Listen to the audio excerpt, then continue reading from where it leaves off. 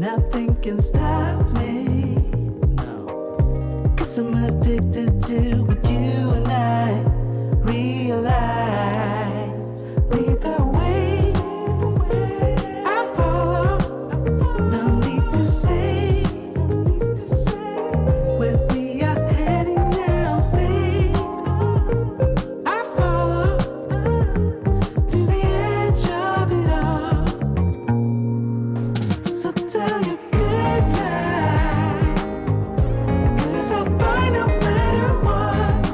Yeah, susceptible now before the moment flies, before it flies. So tell your good nights, 'cause I'll find no better one. Susceptible now before the moment flies. We are back. Shout out to the CIA. One love to the feminine, beautiful, inspirational ladies in the house. The FBI. How we doing, everybody? Godfather's back in the house, and the house is packed. So let's act like we know. Let's act like we know. Kick in the door, waving the fofo. All you heard is Papa don't hit me no more. Let's see. Lights are a little bit behind today. Let's do them like this, though. Boom, all of them off that way. Then we'll bring them back up. What is going on here?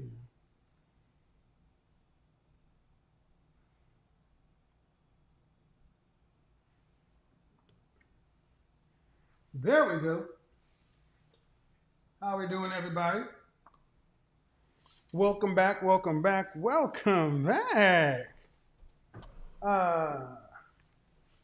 Fragrance of the evening.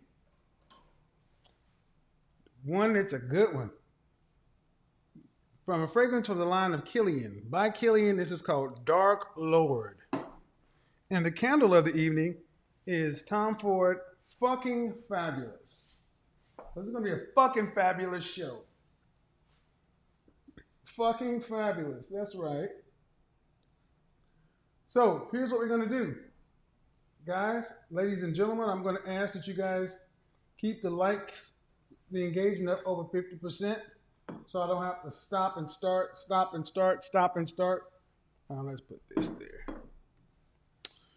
Well, actually, let's put this out of the way right there. So we don't have to stop and start. We should have already had like 5,500 people in here, 5,500 likes, and we're a little bit shy. So let's get them up. Can everybody hear well? Testing. 1, 2, 3, 4. Now go home and get your fucking shine box. Go home and get your fucking shine box. What's going on, Big Shirley? Where you at, Biggin? Big Shirley.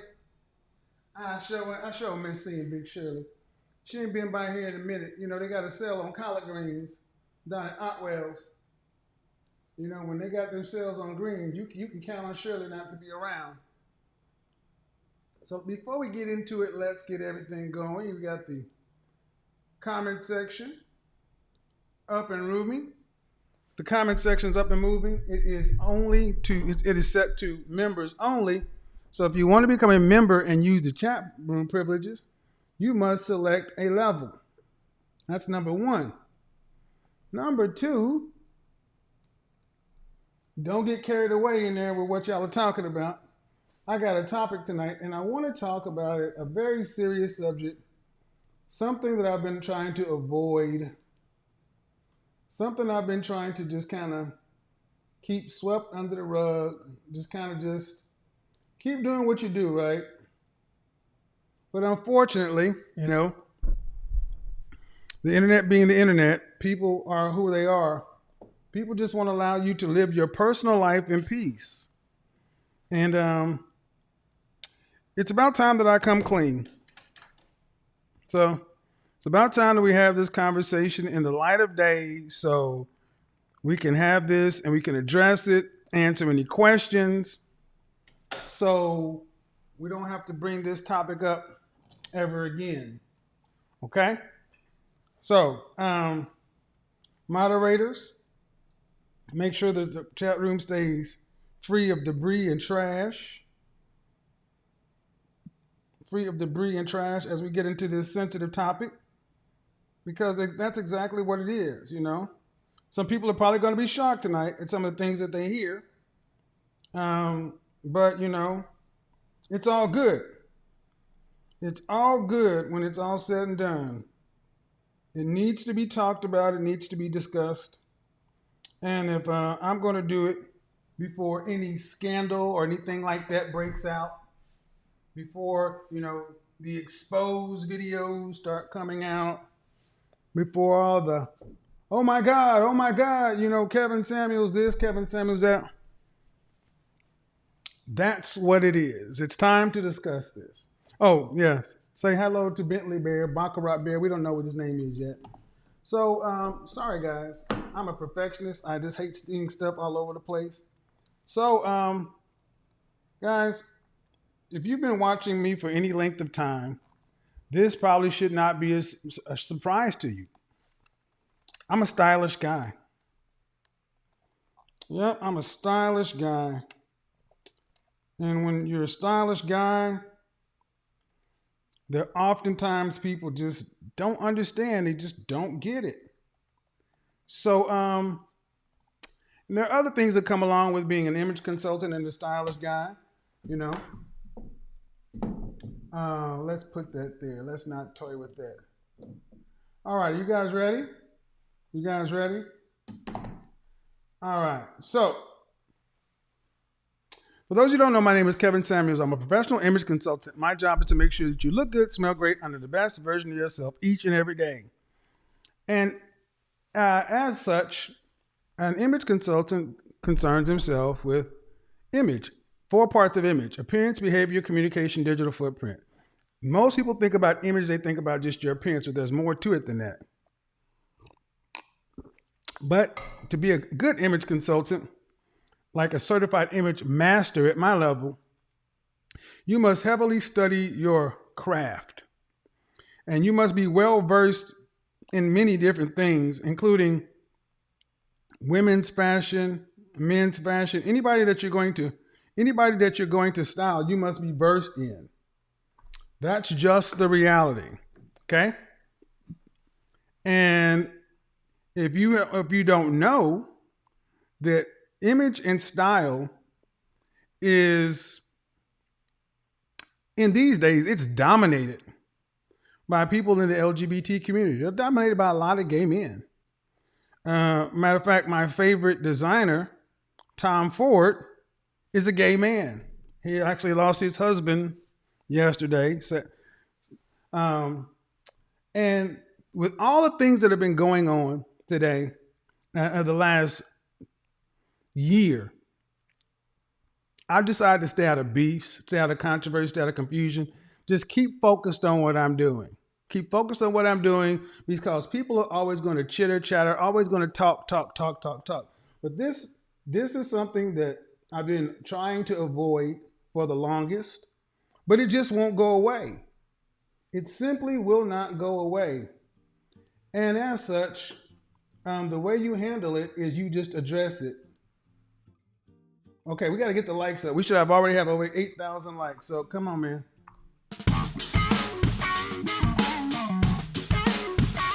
Get them up.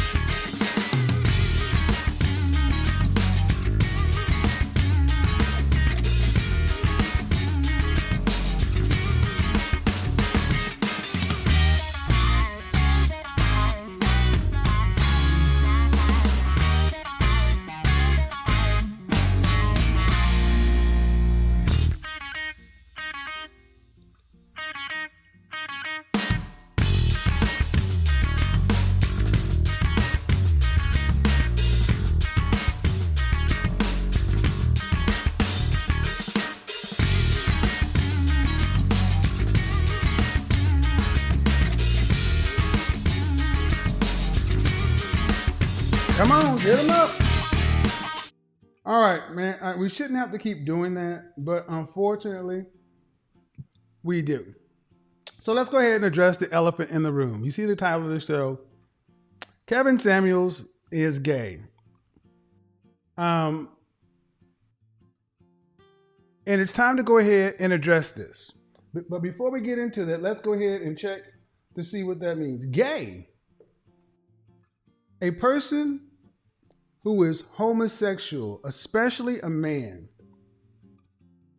That's the adjective. All right? And then the dated reference is lighthearted or carefree. The noun is a homosexual person, typically referring to a man. So it's one thing to say, Nan had a gay disposition and a very pretty face. That's a bygone era. People don't use the term gay that way anymore. The way people use gay today is really to discuss a man and his sexual preference and sexual orientation. The capital is popular destination for gays and lesbians all over the world. All right, so that is what is often being discussed. Monday night we talked about, when people want to talk about my content, my platform, the first thing they want to do is run to the fact that Kevin Samuels hates women. He hates women. He hates black women in particular. And inevitably, they also try to bring this point together too. He does all of the stuff that he does because he's secretly a gay man. He's secretly a gay man who hates women. Yep. He's secretly a gay man who needs to come. So I pull out my gun.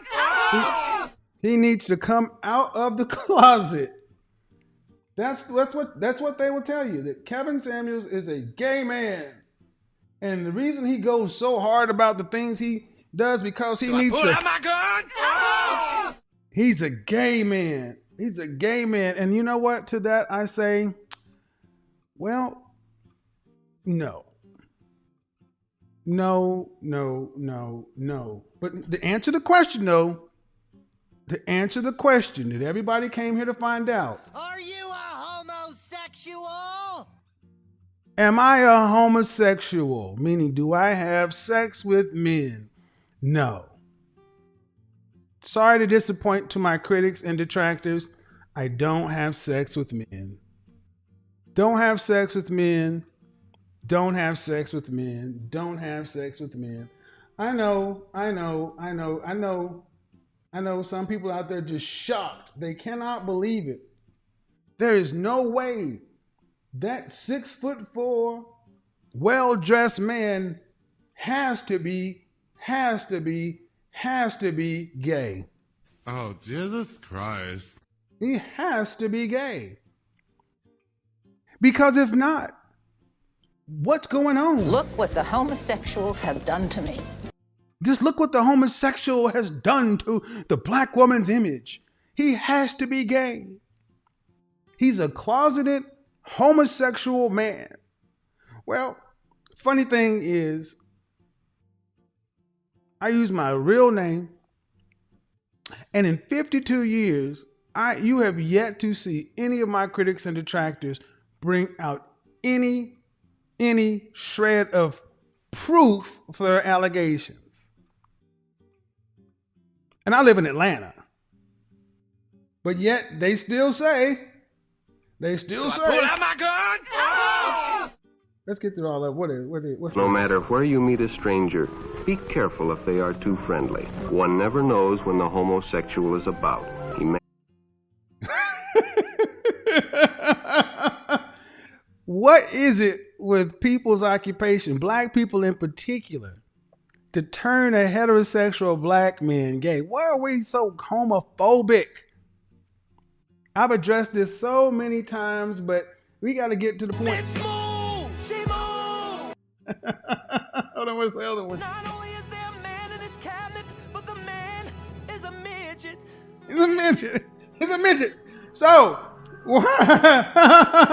let's get right down to it. Why is this so prevalent? Well, let's talk about it. Calling me gay, let's be honest, gives black women access to the best insults. Calling a black man gay automatically gives black women and loser black men, because here's the thing, you never get called gay by a man who is beating you. You always get called gay by somebody who you are beating. That's what slander is for. It's to even the odds. You never see somebody that's up here saying, "Oh yeah, he gay," because they don't care one way or another. They're ahead. But it's always used to bring you down. And why is it used to bring you down? Because it opens up all the best insults. I mean, what do you get to say? Sugar booty, butt bandit. I mean, all kind of. I mean, just think of all the. I will tell you, black women have made an art form out of defaming heterosexual black men by calling them gay and using the words. I mean, it's damn near jazz. And I will say to the women who are so good at this, and I would presume you're women, if you were half as good at keeping a man of value as you are of tearing a man down, you might have a life worth living. I mean, I want you to think about some of the energy that gets put into this. Oh, look at him over here, kitten heels and this and that and such and so forth. And I got to admit, you can have all of the best insults, but like I said the other day, if you choose to sit in this chair and do content, there is no way you can do 2 to 3 hour streams for 5 days in a row for years. There's no way you can put out thousands of hours worth of content, photographs and this and that. And if we want to, you can catch somebody anywhere. You can take a frame. I guarantee I could go through your life and take a frame out of a video or a photograph and make you look any way I want to. Well, Kevin, what's the problem? You may not be gay, but you sure look suspect. Suspect meaning what? Suspect meaning what? That I fuck men in the ass? Is that what you're trying to say? That I insert my penis in a man's ass? Is that what you're trying to say? This is going to be an adult stream. Is that what you're honestly? I guarantee you wouldn't walk up to me and say that.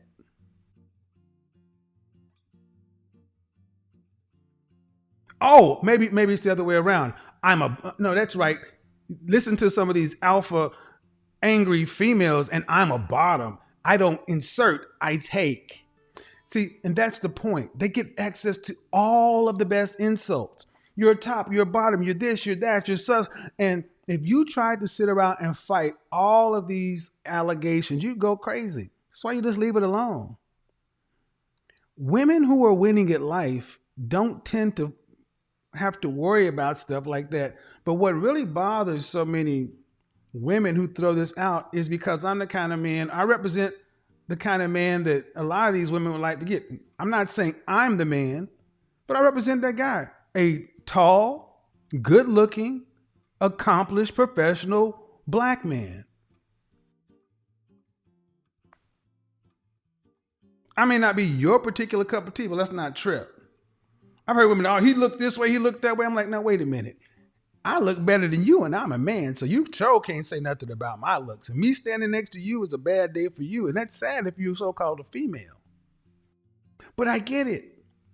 Calling me gay gives you access to the best insults, and I tell you, they use it to an art form. They use it to an art form. And well, look, you got a bracelet, you got a ring, you got a watch, you carry a purse, you this, you that, you that. Mm-hmm. All that, sure, right. Mm-hmm. Produce one shred of proof, one shred of evidence. Well, we don't have to. I just know he looks like it. See, that's where we're at in the black community. I haven't had this argument with the guy at a car dealership over this Russell Westbrook stuff. And this dude was like, man, he wears a dress, he's gay. And I'm like, Russell Westbrook ain't gay. He's gay to me, man. He's not gay. He is gay, man. I was like, so you're saying the man has sex with men? And right there is when he should have shut the fuck up and said, no, I'm not saying that. But instead, what did he do? Like most people in our community, you double down on your ignorance. Well, I'm just saying the men that I know don't do that. Are you saying the man has sex with, are you trying to say the man has sex with men? And then instead of just admitting, oh man, you know what? I'm just being hyperbolic. I don't like it. It bothers me. No, he went ahead and said, yeah, he does. Oh, I can't say that. You know what he said? I can't say that. Nobody knows what anybody does behind the scenes. And I'm like, well, for that case, you're gay. No, I'm not gay. Well, yeah, nobody can say for sure what you do 100% of the time, and you're wearing a pink tie. When my grandfather would see you wearing a pink tie, and he would say you're gay because men didn't wear pink. Well, pink is this and pink is that. And I was like, no, wait a minute. You got a pink tie on. And you're going to try to, as an image consultant, I'm telling you, pink is not a masculine color. But you draw the line at pink, at skirts, but pink ties are okay. This is a real conversation that happened. And this guy is tall. Man, I was born in 1970 and such and so. I'm like, but I tell you what, if Russell Westbrook walked in here, I guarantee you the bravado on what you talking, would you look that man in his eye and tell him, man, you gay? Because if you did, he might knock the chunky soup out of you. Oh man, why I got to get down to violence? That's the point. If you're going to call somebody something, you better stand on your disrespect and deal with the consequences that come into it. But we're so quick to do that because it's one of the easiest ways to discredit a man in particular, a man in general, a black man in particular. And the reason women do it so much is they're so used to black men getting in their emotions and overreacting, trying to disprove it. Gentlemen, as you become the best version of yourself and you start to outpace your competition, you might as well expect it. It's going to come. You are going to be called some form of gay. Learn how to deal with it and move on. The people who are going to say this kind of stuff aren't the people you want to deal with anyway. The women that are saying it recognize you're out of their league, and the guys who are saying it wish they were in your league. That's usually the reality. So it gives you access to some of the best insults. That's number one. Number two, you got to ask yourself, why do women attack a man's masculinity when they can't get what they want?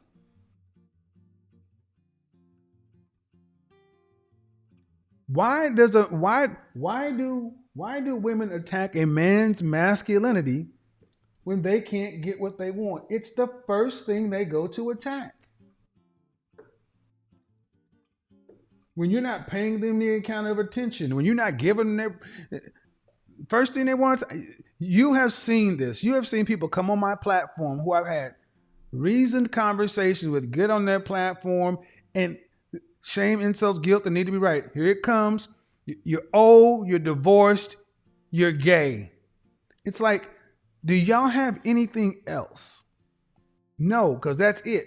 And that's the thing. You will see people who will sit there and talk about something they know is a lie for hours on end, for days on end. So let me address this front and full. Kevin Samuels is not a homosexual man. I have never been a homosexual man. I do not like men. I am not attracted to men in the least.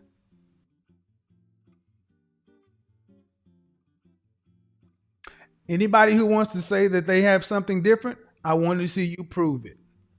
And not only do I want to see you prove it, let's put something on it.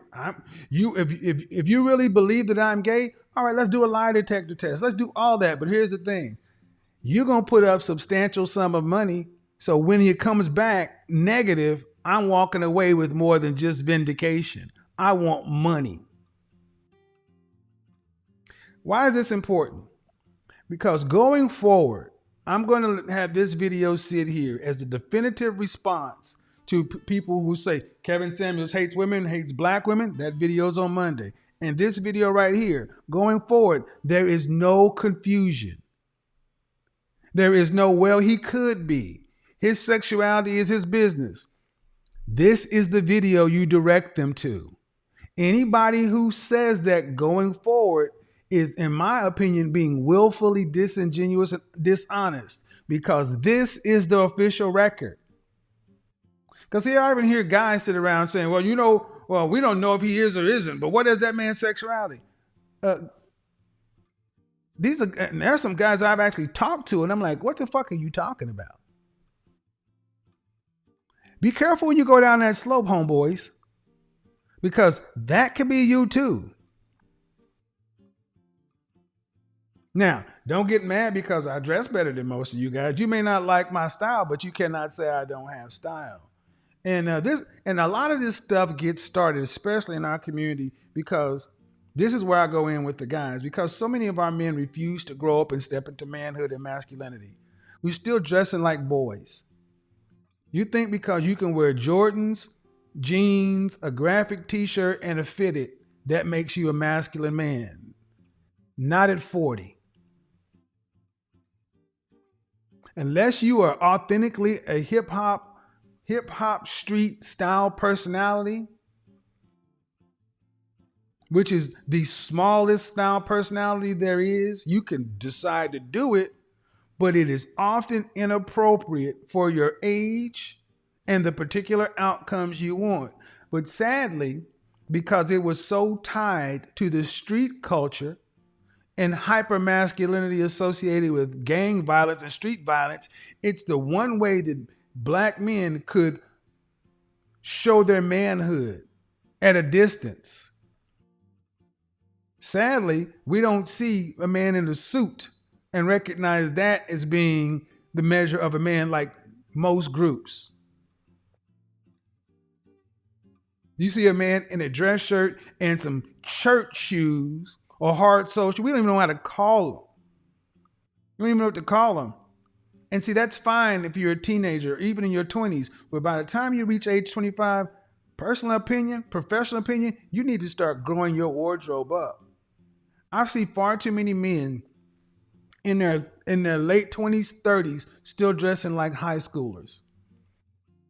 And you wonder why you can't command the respect from the women you want to. So you see people growing these large beards and tattoos all over the place and over aggressive, masculine, I'm a da da da da.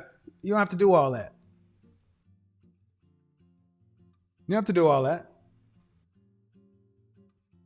You don't have to do all that. If that's your choice, you can, but that's not how we have to define everybody. If you don't have a big beard and tattoos and all this other kind of stuff, you know what I mean? Mm-mm. And see, what's funny in my day-to-day life, this doesn't come up because one thing that tends to happen is when I see people out in public, one, they're generally shocked at how big I am. I'm not a small man. 6'4", 215 pounds. I'm rather large. And I've said it before, I can take care of myself. So those things really never come up. Hell, I used to be a bouncer. So again, you get access to all the best insults. And women, when they can't get what they want from you, they immediately attack your masculinity. But it's also meant to keep you mired in the muck. It's meant to keep you on defense. It's meant to keep you justifying what's going on. Gentlemen, understand something. You're going to have to learn how to let stuff roll off your back. When you decide to address it, if you decide to address it, you need to address it on your terms, one time, a couple of times at most, and keep it moving. Let people say what they want to say because, honestly, most of the people who are your critics and detractors are not remotely concerned with the truth. They just want a way to insult you. They want to insult you. They want to insult you and they want to get you off topic or off task. Don't let them. So, but I'm sure there's people out there who are going to say, yeah, I hear what you're saying, but I still don't believe you're not gay. Then that's your problem. There's no way to prove what somebody wants to believe, what a fool believes. But by the same token, we can say the same thing about you. Now, I will say this before we open the call line. I think it's kind of crazy that we spend so much time. We seem to be. It's funny because you hear black women call heterosexual black men gay, but then you love gay black men. Your hairstylist your best friend, you see so many women with gay best friends. So what is it, ladies? Do you not like gay men or do you love gay men? Which one is it? Or is it that are you really secretly angry and resentful for the kind and caliber of black men that you wish you could get, but for some reason you may not necessarily fit with today? If that's the case, then why don't you adjust what it is you do to get what it is you want? Because these men are winning. I mean, even I heard it's amazing how many times it's almost to the point to where you can look and see the black men they're going to call gay. If a black man is in a suit, speaks proper English, someone is going to have likely call that man gay. You're either gay or you're a sellout. No, I reject that. I believe in excellence. So when I see men like that, I see a man, a competent man on his purpose.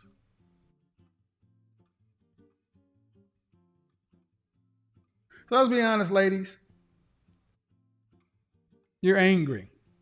You're angry at the fact that it's usually when you see somebody like myself, they're telling you what you want to hear, but they're telling you what you want to hear so they can sell their products or services, their books or whatever. They're not telling you what you want to hear because it's helping you.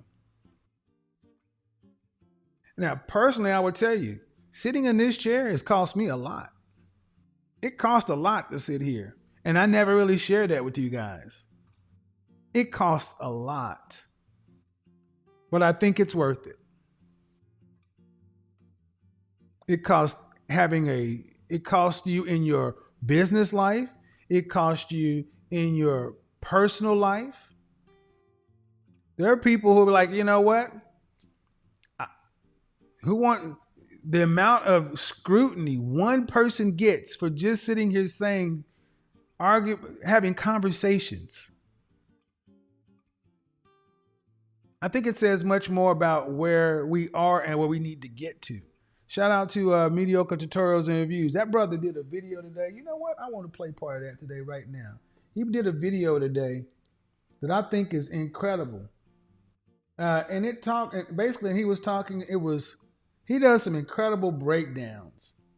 And he juxtaposed me and several other people discussing me. And I'm like, Jesus, if y'all spent as much time telling women the truth as you try to spend judging me, we may actually get somewhere. So the video is called Kevin Samuels versus the Thought Police. So I'm gonna play a little bit of this, and we're gonna open the call lines because I want to hear from my critics or detractors, the people who really think that I'm secretly gay.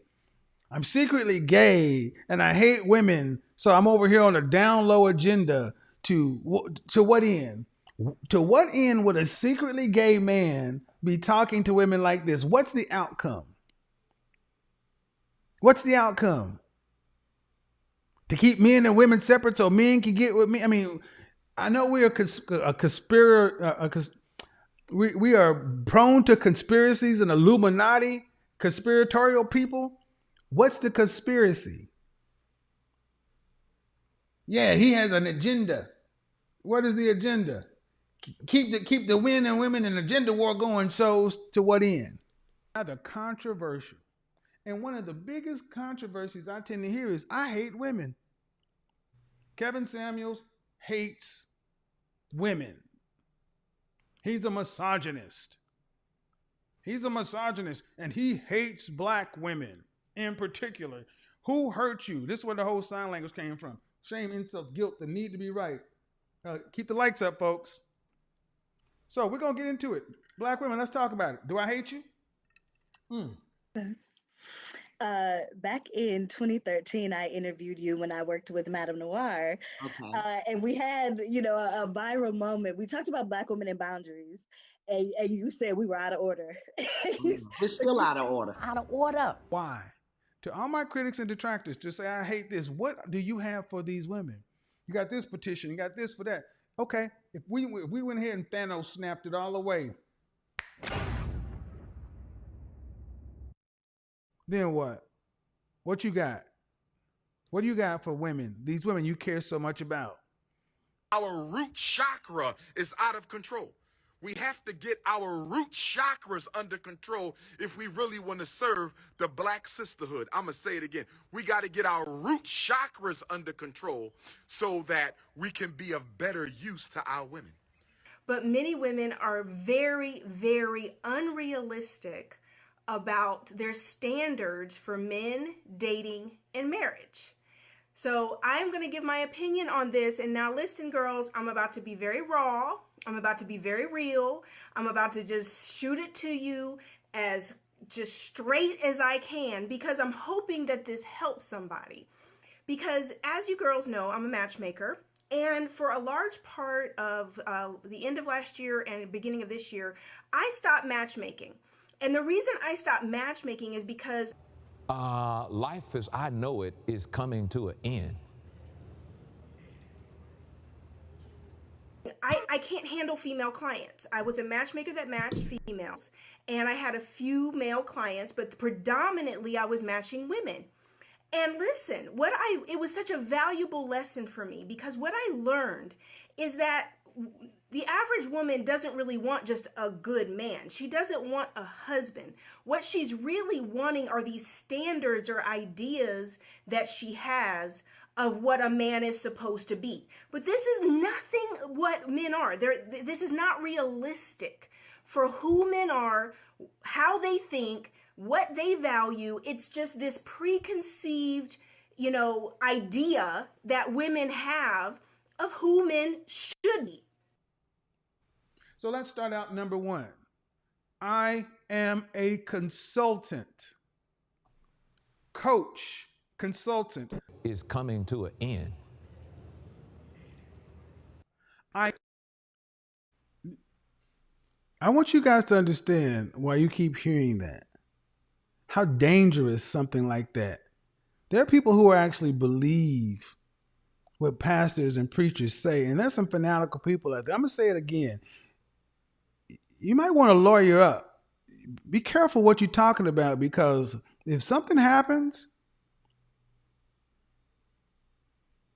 trust me, you don't. Anyway,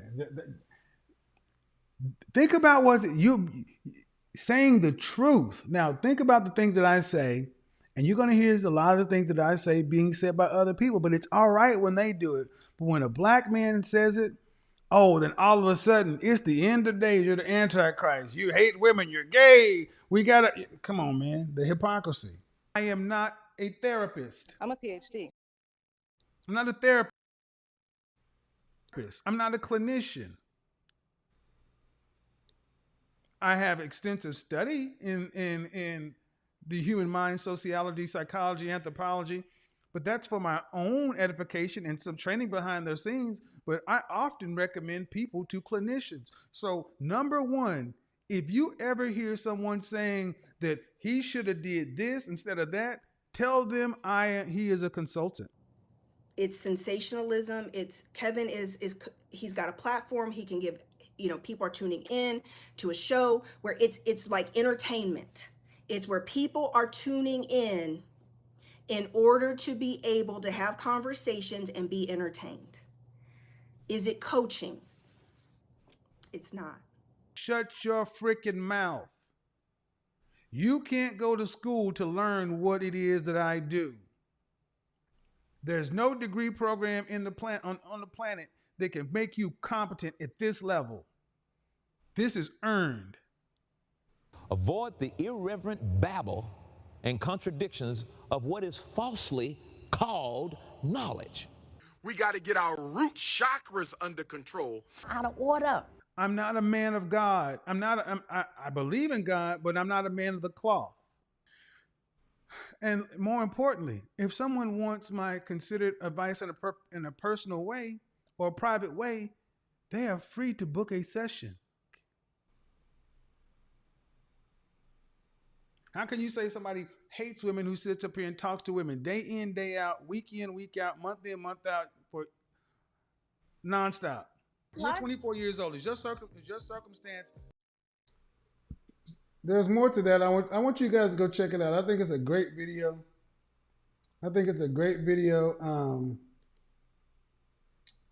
So good on so many levels. And I want you to also understand how quickly people are quick to tell you who you should listen to.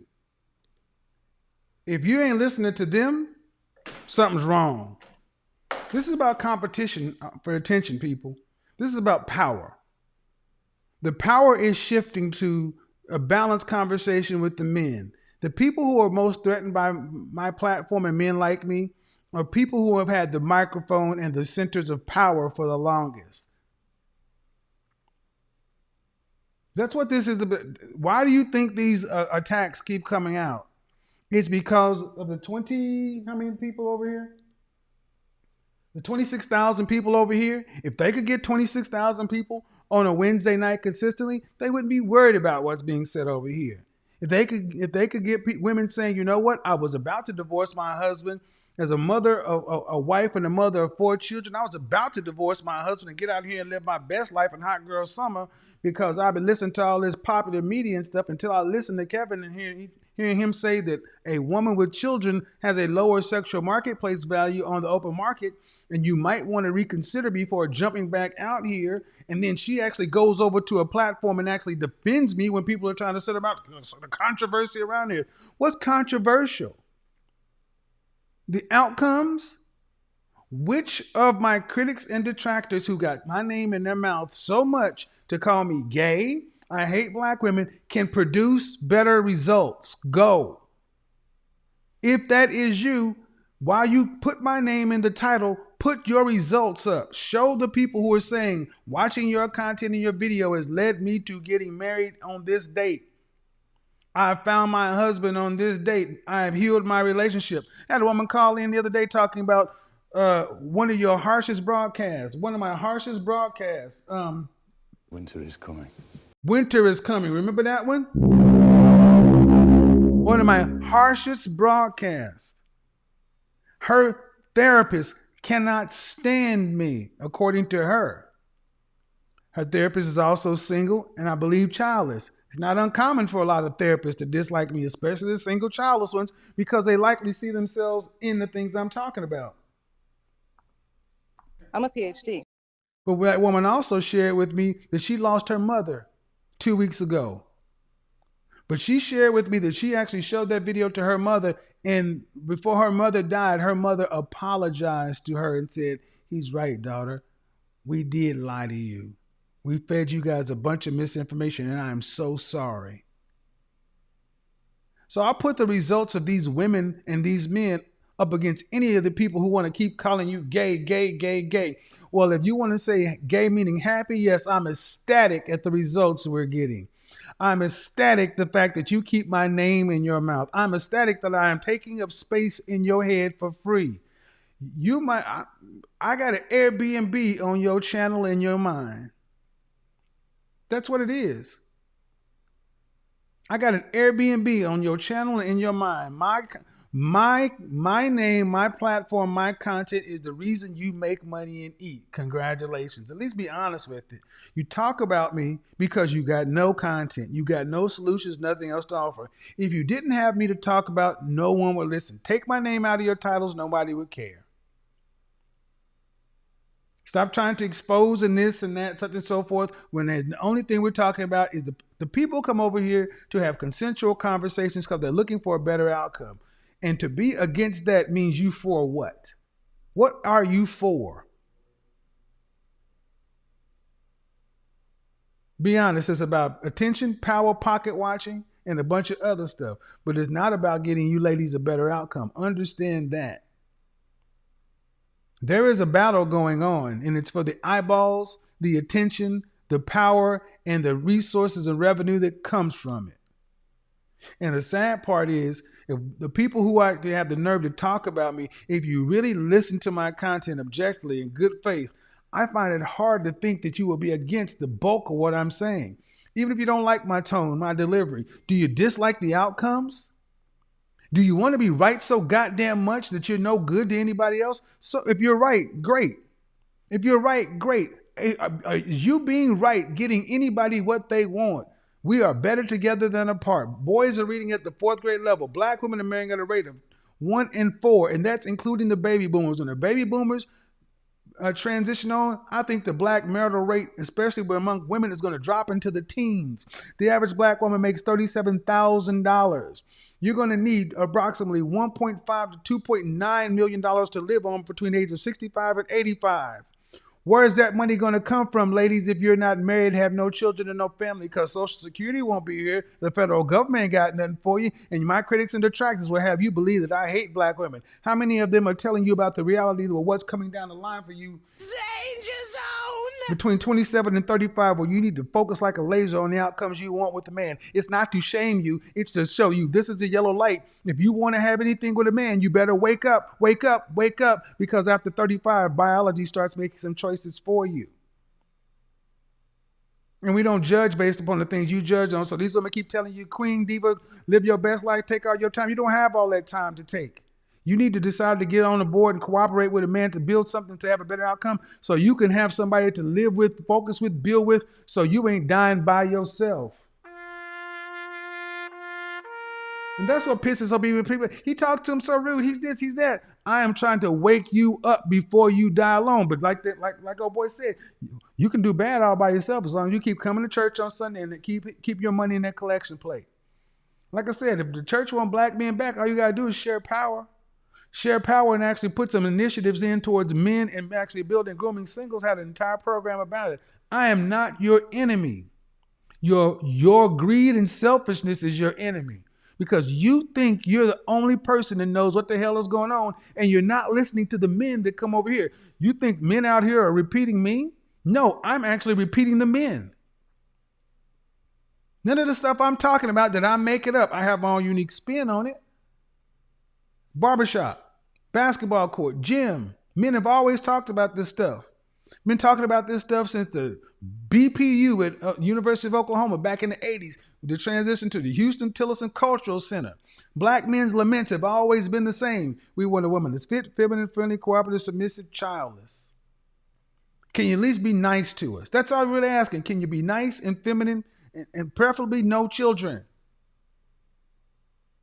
And now we got women who will tell you they only want to smile at black men so they'll feel like you're being put upon. So you're going to tell me that I hate women? What do you tell the women who think they shouldn't even smile at a man who helped build this world that they take advantage of? And then when somebody actually has the nerve to say something, sit down and actually have a consensual conversation. The first thing you want to do is call that man gay, gay, gay, gay, gay, gay, gay. Okay, all right, great.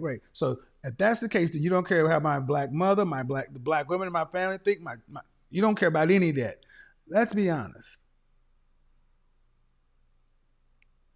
You need me. You need me on that wall. You want me. You need me. You need somebody to be a foil. You need an enemy. You need somebody to rail against, because without me, your life is empty. If you don't have somebody to say, that's the bad guy right over there, you got nothing. When I was gone for 2 weeks, all you heard was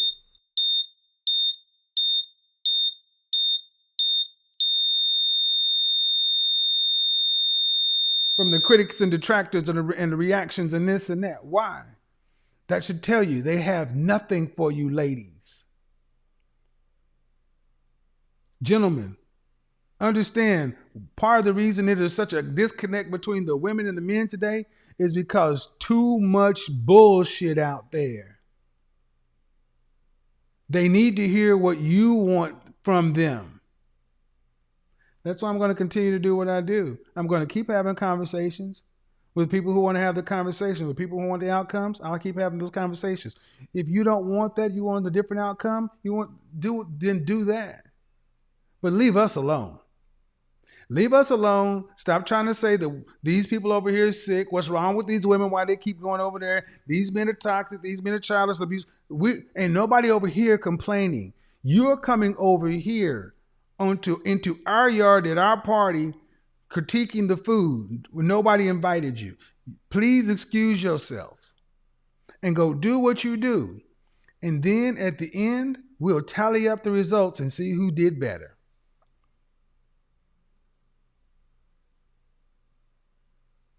Now, I don't know if that's going to work, but that's going to be a stance on it.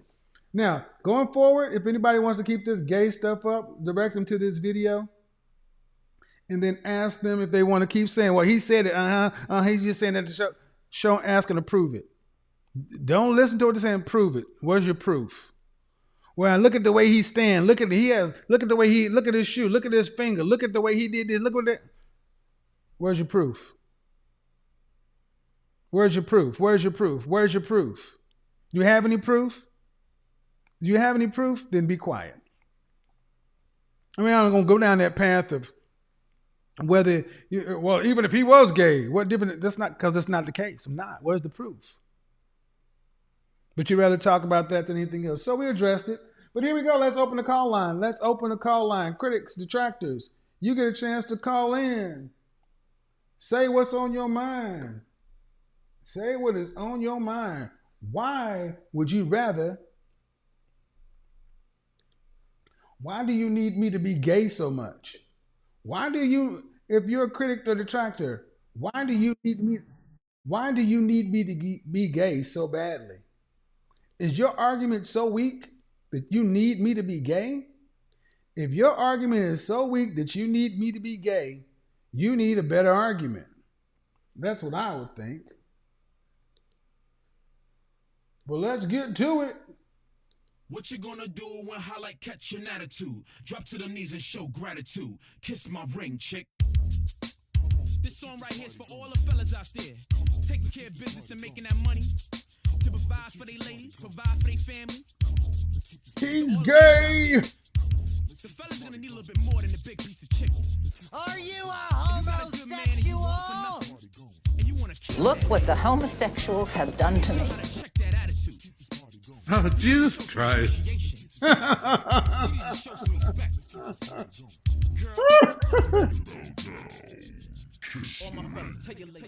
Bow to me, kneel for me, kneel for me. Kiss Oh, the ring, Jesus kiss the Christ. ring. Bow to me, kneel for me, kneel for me. Pay homage to the king in your life. Wisdom and security, I give that. Devotion and honesty, I show that. Passion and love, you feel that? Bow down, girl, you need to show some respect. Obedience and loyalty, I need that. Friendship and trust, I've earned that. Gratitude, appreciation, I deserve that. Bow down, pay homage to the king. Oh, Jesus Christ. Baby girl, what's the deal? Got no time for freaking girl, you're acting mad. Never want for nothing, cause I'm paying the bill. Sleeping all day, the house is filthy. No meal. Come on, girl, give me some feedback. Let me know what's good, what's up. Jesus Christ. Giving me attitude, not today, girl. Dead that. Strip off them clothes, I'm trying to beat that. Bed that. You're really saying not tonight? Not tonight. My blood is boiling hot, girl. You're getting me tight. Man. Jesus Christ. To the right. Don't let that door hit your ass when you leave. You talking like you hot, you not. Shorty, I know dime pieces. Trust me, you not. I can get a next chick. Next one. Like Gucci said, in the next 15 minutes. You ain't special, don't be foolish. Running around town like you rich. No, I'm rich. Without me, you wouldn't even have that. I'm Get 'em up, people. Money. Hold my top hat. Park Avenue lifestyle, you love it. You're acting out of order, and now you're gonna lose it. You claim that you're in love with me, in love with me. You want to be my wife too, my wife too. That's looking pretty bleak, unlikely. You should have paid homage, girl. You fucked up, can't do it no more. I'm done. I'm fed up. Game over. Clock ran out. Girl, your time's up. Get your things. Have a nice life. Keep your head up like Shaq and Kobe was a good team. But now we broke up. Should have bowed to me. Bow to me. Kneel for me. Kneel for me. Kiss the ring. Kiss the ring. Bow to me. Bow to me. Kneel for me. Jesus Christ, you're gay. You're freaking gay, man. Look at you. Devotion and honesty, I show that. Passion and love, you feel that? Bow down, girl, you need to show some respect. Obedience and loyalty, I need that. Friendship and trust, I've earned that. Gratitude. Oh yeah, let me do this well too. Bow down, pay homage to the king. Let me do this as well. So, critics and detractors, you must be on camera. You can't call in and just be off camera. Call in and ask a question. My personal life. I've said it before. My personal life is my personal life. You will never see my personal life on here. Why? Because look at this.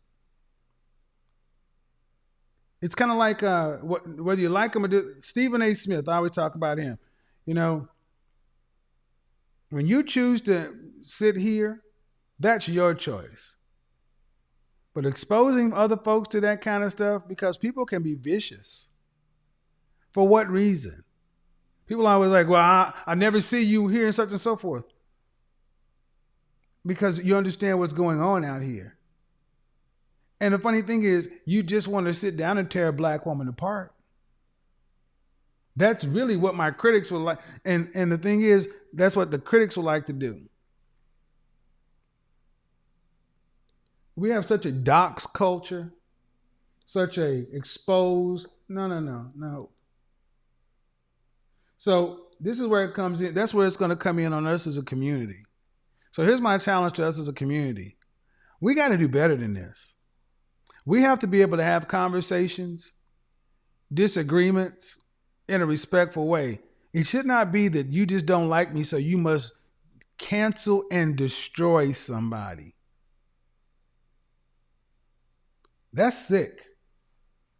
You ladies got to get on camera. Anybody in the Zoom room, you got to get on camera. I got to be able to see you. I don't know. Okay, Janae, you got to sit on camera or she can't be on. Christy, go ahead. Crystal. Crystal? Okay. Yes, sir. How are you? I'm 35. All right. What's the issue or disagreement? Oh, I don't have a disagreement, actually. Okay. Most of what you say, I've been married 15 years, and I agree. 100%. Okay. Well, this week is for critics and detractors. So I mean to answer the tough questions. So I appreciate you for watching the show. Thank you very much. Thank you. All right, guys. I want to answer the questions. Call in, ask the questions you want to have answered. I'll answer the questions. But the only thing is, you can't overtalk me. You be nice to me, I'll be nice to you, and respect the platform. But I would say this. If for people who are thinking about starting a platform, do not allow the white noise and the background chatter to stop you from wanting to do this.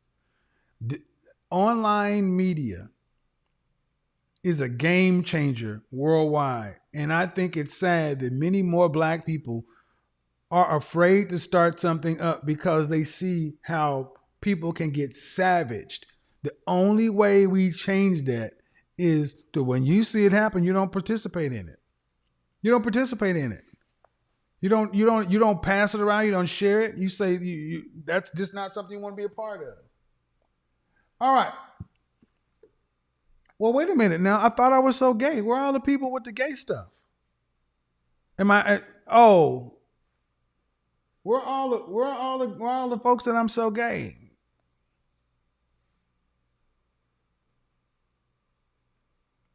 Yeah, you gotta do better than that. Boop, boop, boop, boop, boop, boop. You can't just call in. You have to. You can't just call in. You gotta show up. Boom, boom, boom. All right. So what you see on shows like this, why I like doing smoke shows is because it actually separates the wheat from the chaff. I know, and I look at the numbers, and I am far more optimistic and hopeful in the last 6 months than I was last year. I am seeing a change. I started to see a change in the men years ago when we started having these conversations, and I'm still seeing men. I'm starting to see a change in the women too. We're starting to see more people, more women come over here and start listening to these kind of things, maybe being off-put a little bit, but then start actually implementing some of the things to get better outcomes and taking it forward and doing stuff with it. And see, I think that bothers people more than anything else because change scares people. Some people are terrified of change. If you're not going to get on camera, you can't be in. Change terrifies people because it's like if you decide you want to start working out, start eating more healthy, and start living more clean, you will have people in your life that will tell you, "Oh, what did you do? They will try to discourage you. And why is it? Because when you decide to take ownership and responsibility for the outcomes in your life, you hold up a mirror to other people, and they could choose to do it themselves. Ladies, hear me well. You being changed is terrifying to single women who don't want to do the work. It is terrifying. That is why you so often see one woman, when she decides to do something different, women just come out of the woodwork and just pile on this woman to try to keep her there stuck. Yeah, you might as well not try to. Yeah, we're gonna just do that. Yeah, just keep bouncing them out as they call it. You might as well stop trying to do that one. So, critics and detractors Q&A. So, let's see, questions. Style. Let's talk about style. As an image consultant, it is wise for image consultants to try different style personalities to figure out which one works for you. There are 9. So over the course of my life, I've tried each style personality to see what worked. You go through the corporate powerhouse, the big boss, the European, you go through the All-American, you go through the college or the prepster, you go through the adventure, you go through the sportswear athletic, you go through the bad boy, you go through the hip-hop street style. One of those style personalities more resonates with you. You go back into my channel, you can see a little when I was trying different style personalities. But over the last several years, you've seen me dial into what really works for me. That's why when you see me, it's generally a dark suit, white shirt, solid tie, or a pinstripe suit. That's my uniform. That's what I wear. 3 things: frames, fragrance, and footwear that separated me in. Let's talk about the elephant in the room. Some people don't like the fact that I carry my bag. But if you lived in Atlanta, you will see roughly 30 to 40% of men here carry some sort of backpack or some sort of satchel. And if you go to New York City or a place where there's commuters, look, man, you got 2 phones to carry, a wallet, keys, headphones, glasses that won't fit in your pockets. And especially if you dress like a man, you should not have all this shit crammed in your pockets. It throws off the architecture and the looks and the lines. That stuff matters. So you need somewhere to put it. Men have always carried bags. Go back to the 70s. This is where I actually saw guys, go to the car wash. You saw a lot of the players and the pimps and all that. They carry their bag. But they will tell you that carrying a bag is a man person. You stupid. I'm going to be honest. I hear black men talk about it's a mercy. It's a mercy. Okay, man, look. Just say you don't know what the hell you're talking about. But more than anything else, with something we don't understand or we're ignorant about, we like to make jokes about it. That's number 1. Number 2.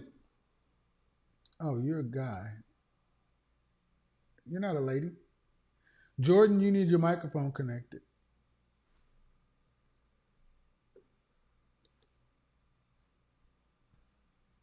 Number 1. Number 2. Fragrance. Fragrance is something that everyone should rock. All right, Jordan, you ready?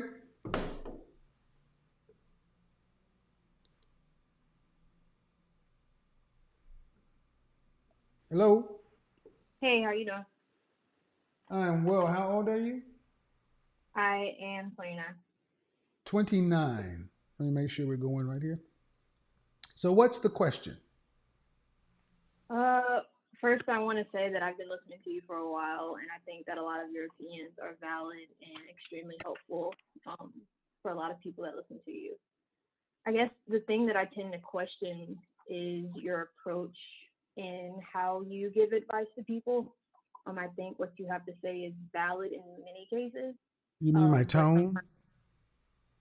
Not necessarily your tone. I think sometimes people get the tone mixed up with the message. But I think sometimes the message gets lost in that a lot of women that come on seem to be lost because they don't have the father figure to tell them things, and they don't know a lot of the things that you're saying. Okay. But well, unfortunately, they need to improve. That's just where I'm at with it. We cannot continue to ask men to supplement for the fact that women aren't where they need to be. We've done that for too long. When men are where they need to be, women need to level up. Because softening the message, changing the tone, does nothing. How long have you watched my platform? I'd say probably about 3/4 of a year now. All right. There have been plenty of times where I have moderated my tone, and you get the same outcome. It's actually tends to be okay. If you're a guy, you're not going to get in. I'm not talking to guys today. So, and I think there's the thought out there that if you were to change your tone, you'd catch more women. No. I honestly think I catch fewer based upon what I know about the marketplace. So, you ever make allowance for the fact that maybe I'm not harsh enough? For certain people, I have considered that for sure. Well, and that's the thing. It's like if we're going to have coaching, if we're going to have any kind of progress, we're going to have to get to a point to where the truth is the truth. And if it's like, well, I don't like your tone, the delivery, well, eat the meat, spit out the bones. But I cannot be everything for all people. And I don't think and I will say this lastly. Let me change this. How old are you again? 29. How often do you hear Black women care about what people think about their tone? Thank you. Thank you. You tell the average Black woman about her tone, and she will tell you to kiss where the sun don't shine.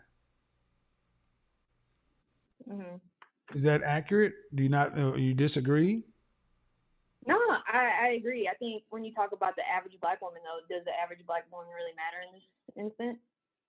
Well, everybody can't be above it. You gotta meet people where they are. The average means 50%.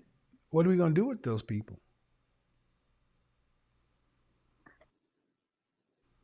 What do we do with those people? Are we only concerned with the top 10%, top 20%, top 30%? Well, what do we do with the average ones? And then how do you know? Yeah, I mean, the average ones are the ones listening to your platform and getting upset. Well, but are they the ones that need to change or improve?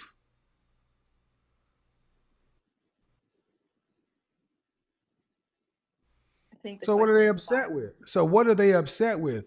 The fact that my tone, my delivery, or the fact that they got to do something? Probably both. But it's easier to focus on me. Of course, because you're the one delivering the message. Well, because that's human nature to deflect. It's human nature to blame somebody else. You ever been caught in a speed trap driving? Mm-hmm. Yes. And did you ask the cop, but why didn't you pull that other car over? I thought that, but no, I didn't ask him. Yeah, but if you ask, he'd have said, yeah, that one was speeding, but I got you. Does it change the fact that you were speeding? No. Right. So, ladies, the tone's not going to change. It's as moderate as it's going to get, and it'll catch the people who will want to be caught. The women who don't want to be caught, they're still here too. They're here and they're listening.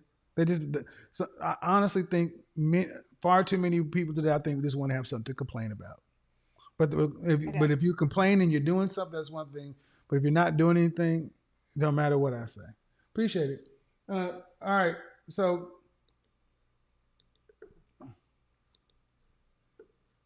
let's see. Where'd they go? Poor man. Yeah. See. Go ahead. Hit the link.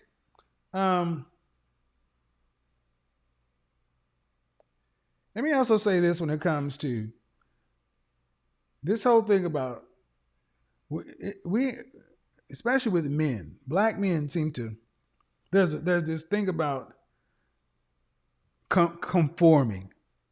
When I did the videos on drop the Jordans and cut your hair and this and that, got a lot of pushback. I had one guy call in saying he had dreads. He said he cut his dreads off, but he put them in a Ziploc bag or something like that. Then after he interviewed and got, because he played the role to get the job. Then after he got the job, he reattached them or whatever. And then he went on a mission through the office to get people comfortable with him and his look. And basically his thing was like, once they got a chance to know me, they weren't so intimidated with my hair and this and that, blah, blah, blah. And he told her that it was almost like it was a win. He's like, and there are plenty of brothers like me who are down here who got dreads and this and that. And, and we do the same thing. We play the game. And I'm like, all right, but then what does your boss look like?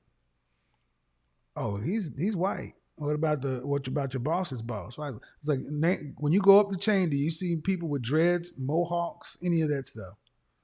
Or do you see them with high and tight haircuts?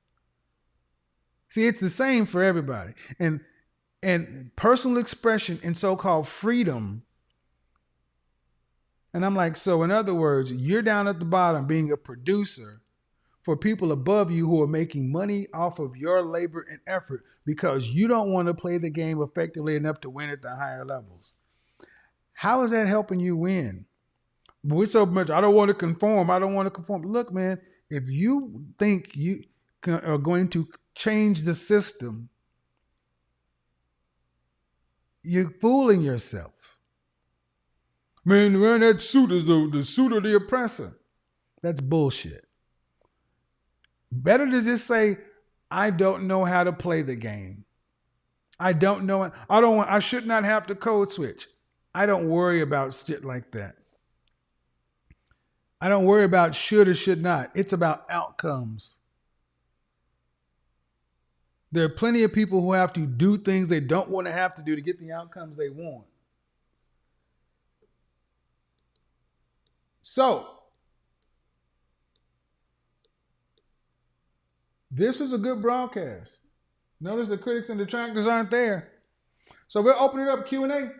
Ladies, call in. I got 30 minutes. Ladies, call in for what you want to talk about. But I wanted to make this definitive and give plenty of open air time. Now, there were some guys that called in, but honestly, gentlemen, I really don't care what you have to say on this subject. I really don't. Some of you guys honestly look younger. So I got a lot of guys with dreads or this. Look, we have this thing going on in our to where, and I understand where it comes from. Younger men and older men have conflict in our community.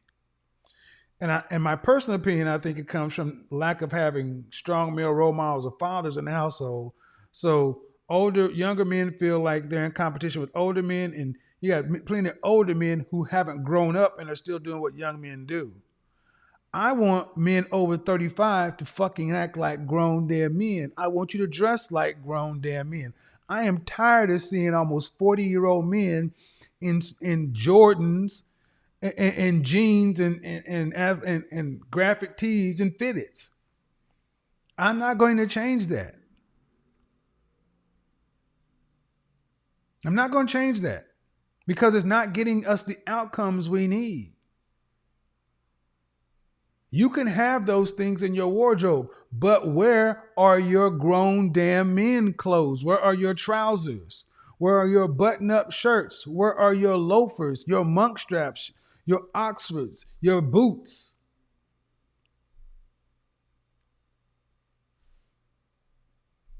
Where are your suits, your sports coats? Where are they? I get tired of seeing young men going out and you're in a t-shirt, chinos, New Balance. I'm like, and you're unkept, and then you want the outcome you want. Like, when are we going to evolve? And part of the issue is we have such a youth-driven culture. We don't have this is what you do in your teens, this is what you do in your 20s, this is where you evolve to in your 30s, but in your 40s, when you start getting that gray and become a silver fox in your 50s, see, each decade in life should be something new and hope. We should not be holding on to our 20s. And we all go through it. We got the Beijing, and shout out to Spice Adams with that Beijing. I've done it too. But we have to get to a point where we're comfortable and happy moving on up. I like seeing brothers dressed well. When I used to do my men in training, the few times we had it, yeah. Shout out to King Ike. I saw Ike video he did with Obsidian the other day. Brother had on this nice white tam, good lighting. Shit, I'm like, that's what I'm talking about. I love when brothers are dressed well. Can't fuck with it. I don't know what your name is. What is all this in there? All right, we'll start with you on top. What is that? Hello. What is all this? Are you talking to me in the? My name is Kiki Danke. Sorry, it's all bundled up. Okay. What is your name again? I'm Tigi Danke. Okay. Is there a shorter version? T. Okay. So what do you got for me, T? Oh, okay. So I just wanted to ask, why do you think it is that a lot of women don't receive your message well? Why do I think a lot of women don't receive my message? Well, yeah, don't receive it well. Because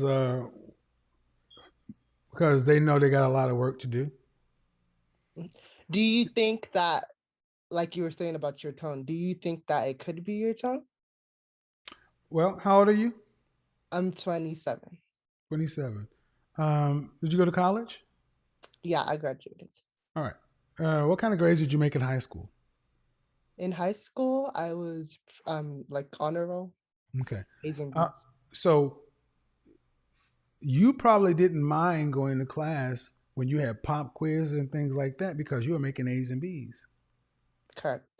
Right. But the students who were making D's and F's always seem to have a problem with the teacher. Sure. Because they had a further way to go to make A's and B's. Sure. How come an A and B student could sit in the class and not mind the tone or the test or everything else, and the D and F student got a problem with the teacher and blame the system? Oh, you're asking me? Yes. A lot of the times it's because they hate the teacher because they don't like what it is they're doing themselves. And Right. so they're putting that attitude towards the teacher and blaming the teacher. Because with A's and B's, you have hope. You have choices. With A's and B's, you stand to be able to get into most colleges and universities. Maybe not all of them, but you can at least get into state school. You may have a chance of running into scholarships. You have a future, possibly. But with D's and F's, do you have hope? Maybe. Then why didn't you make D? Okay, why would you say that?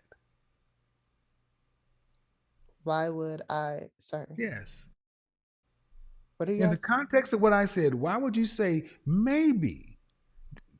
Because if you have D's and F's, it doesn't mean you have no future. It just means. Oh, okay. And see, this is one thing we do. This is one thing we do too often. Please stop doing that. When you have a child, you mean to tell them, you know what, don't, you may have hope. You may have hope, son or daughter, with D's and F's. I'm not gonna talk. No, well, with my child, I'm not gonna. Well, if they bring, Well, then, but you need to speak to other people. Then why is it okay, not okay for your child, but for the public, you'll tell them, well, it's possible.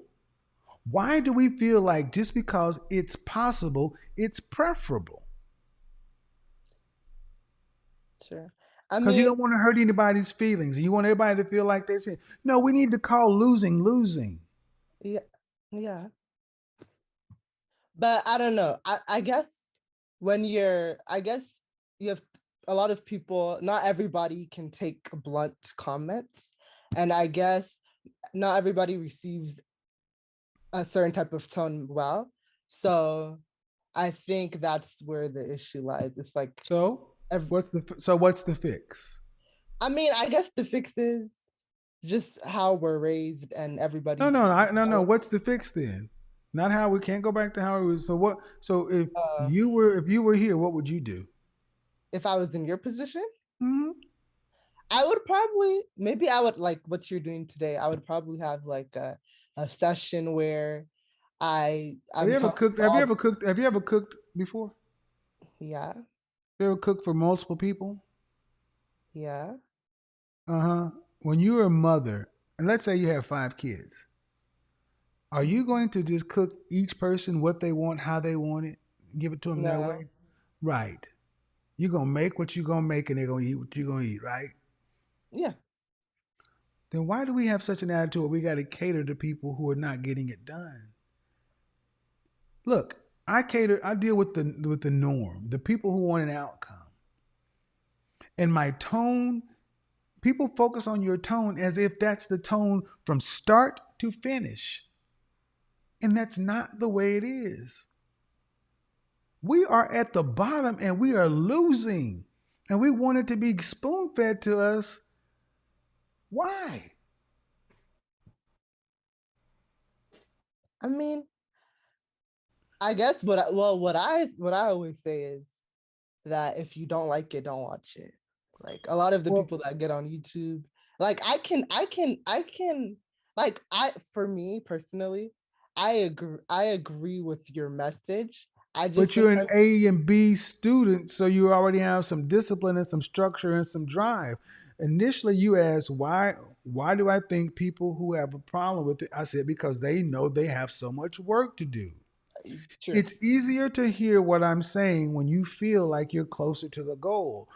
If you are 260, 270 pounds as a woman, 5'4", and I'm saying dress size 4, that is losing half of your body weight. Some of these women can't even remember being a dress size 4. That is a long way to go. So it is easier to get mad at me and say, that's not fair, other than saying, I am dying. And he's right. But if you are 140 pounds and you needed to tone up and get, it's a hell of a lot easier to see a dress size 4'6" when you're a dress size 8'10". Yeah. I mean, I think the thing is that a lot of women come on thinking it's going to be like a therapy session, and you're not exactly a therapist. And I feel like a therapist. Well, they don't come. I don't know why. I don't know why they. No, I don't think so. Well, I think they come on for advice. They don't come on for therapy. Well, yeah, that's kind of hold on. Come on for advice. They come on for advice. I don't have doctor in front of my name, and plenty of people have seen my show. The problem is most women who come onto this platform don't realize how bad off they are. They think I'm talking to everyone but them. And then when it turns out that you're exactly what I'm talking to, the reality tends to be blinding.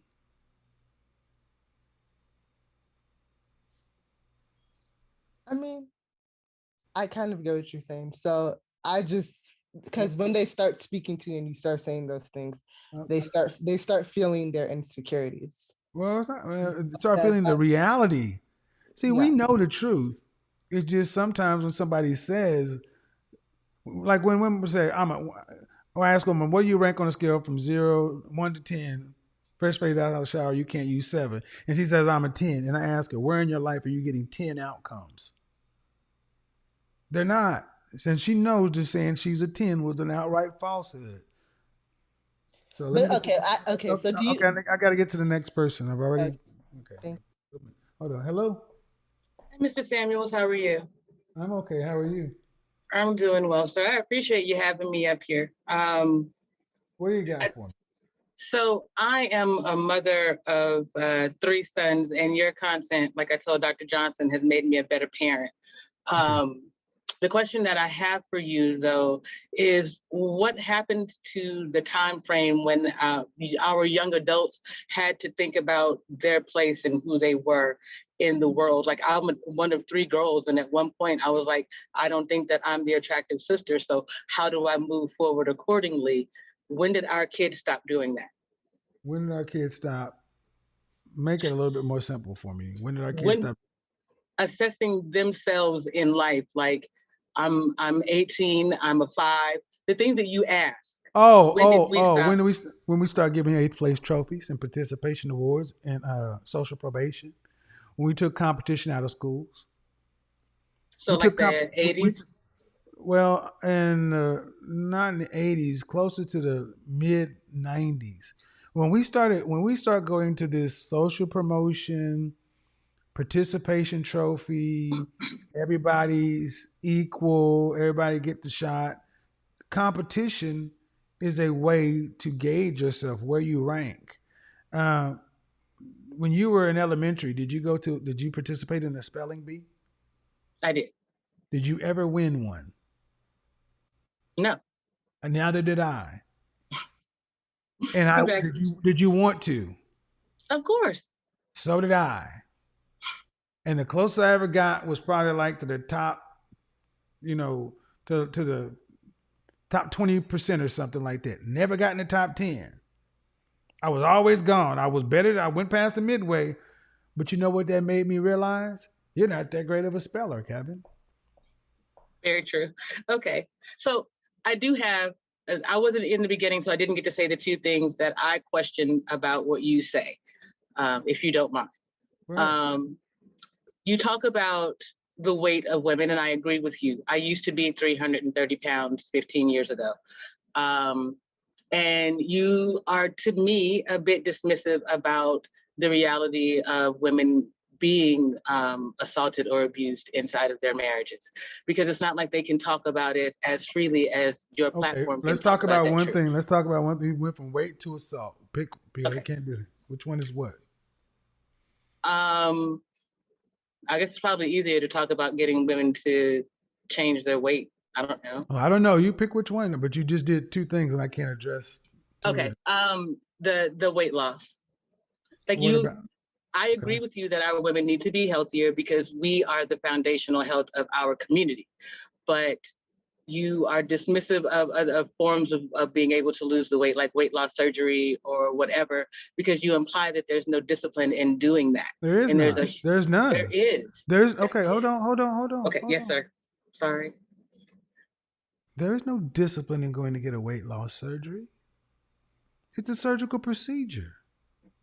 What is the relapse rate or the fail rate of women who? Let's go look it up. Let's go. What is the rate of people? What is the rate of people who end up back overweight after bariatric surgeries or things like that? I no longer know offhand, to be honest. I can say that I did it in 2007, but I'm not. Okay, but my point is, it is bad enough to where people have to go in and get additional procedures. Why? Because healthy living is a lifestyle. The choices are made every single minute. Less sugar, less salt, less fat, more water, plant-based diet, exercise, cardiovascular, discipline. Going to get nipped and tucked jump starts the process, but if you don't have the discipline to change your diet, you're going to end up back in a similar position and or worse. Okay. And that was the thing that I needed to hear that I hadn't heard you say before, because I agree with you that the surgery is simply a catalyst, it's a jumpstart, but you have to have discipline. And now our community lacks discipline. I agree. I But say that. I'm not a fan of surgery in the first place. Man, I'm a cancer survivor. We have too many people undergoing elective surgery for something they should be. Surgery should be a last resort. You're not guaranteed to come out. But today, people are so, in my opinion, personal opinion, lazy that they will use surgery as a first option instead of changing their diet and doing the work. Let's be honest. You don't go to bed after a big meal and go from 125 pounds to 300. It's a process. You have to give up on yourself first. Well, that's the honest truth. But you have to watch it. You see it happen. My point is, it doesn't just happen. So I'm not dismissive. I'm just not going to sit back and act as though women outweighing men is not a problem. You go back in your family album and you look at your grandmother and the women before then. That's what you're supposed to be built like. I agree with you. We can't argue. We can't argue with that. There's no European standard of beauty or none of that stuff. So, and what's the next part about the abuse? It feels to me that it's a bit dismissive to be like to say that it's not happening to women or that women aren't being abused inside of their marriages and aren't able to leave immediately. Who said that? Who said that? It's not that you just said that. It's just that you did not. You say go to therapy, or you say, yeah, okay, there's a place for it. It's the no, ma'am. Hold on. No, you're missing. No. You're convoluting things, conflating things. When women tend to talk about abuse, one of the first things I ask, why'd you end up getting a divorce, leaving your relationship? They say for domestic violence, right? Mm-hmm. And I ask, were there police reports filed? What tends to be the answer? No, but there's a reason for that. Hold on. I don't care what the reason is. And I'll tell you why I don't care what the reason is. This is the men's platform. And I am advocating for men because far too often women can simply say domestic violence with no proof. And men pay the consequence. The reasons be damned. If it's big enough for you to walk out of your marriage, you should have slid by the police station to at least put it in the court record. Now, what you ladies want to try to seem as though everything is just such a critical situation where a woman needs to leave and she needs to have all these protections and she's having to do all this stuff in the middle of the night, and that is not the norm. That's not it happens, but it's not the overwhelming percentage. And what also happens when I tend to ask about domestic violence, I ask, did you return fire? What do most women say? Yes. And then I ask about, what about you in emotional and verbal abuse? Yes. Where are the police reports? Men can't file those things. So my question is to you, why is it that men should just accept what a woman says without proof? I don't think that they should. I just did an entire video on how we should do a better job of being loyal to our men and the situations that are going on in the court system today. While I may I feel a certain way about what's happening or what R. Kelly and Bill Cosby may have done.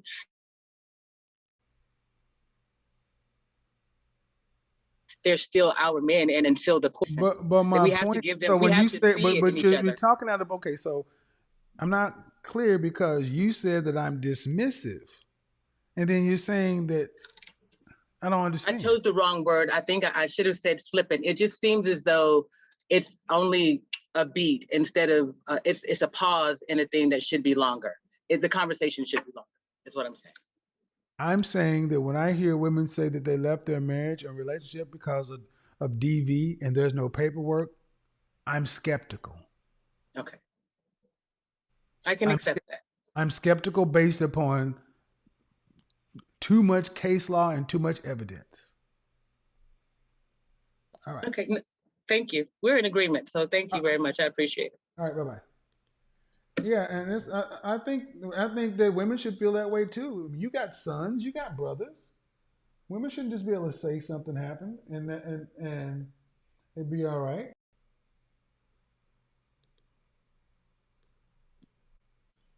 Hello. Oh, you're digitized. I can't see you that well.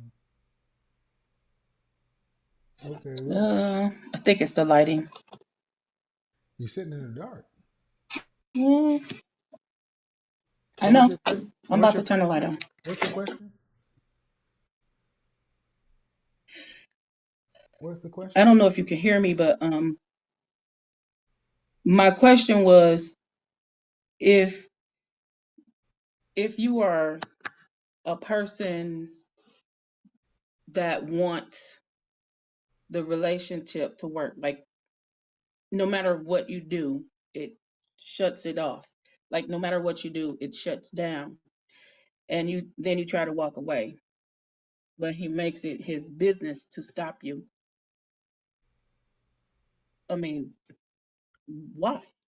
I don't understand. Why even try? Okay, ma'am, I don't understand what you're asking. I'm asking a question about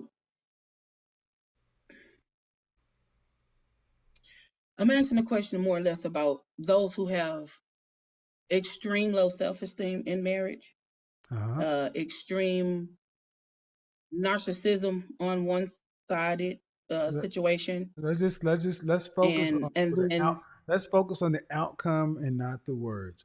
What is the outcome you want?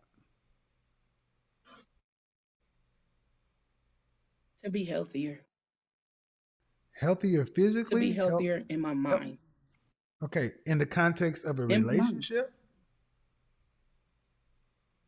Yes, that relationships. Okay. Are you healthy? Everyone. Are you healthy in your mind? Healthier.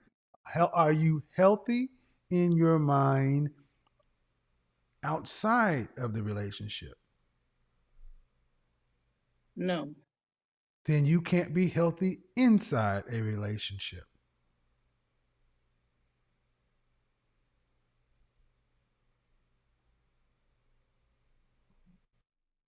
End of sentence. And also,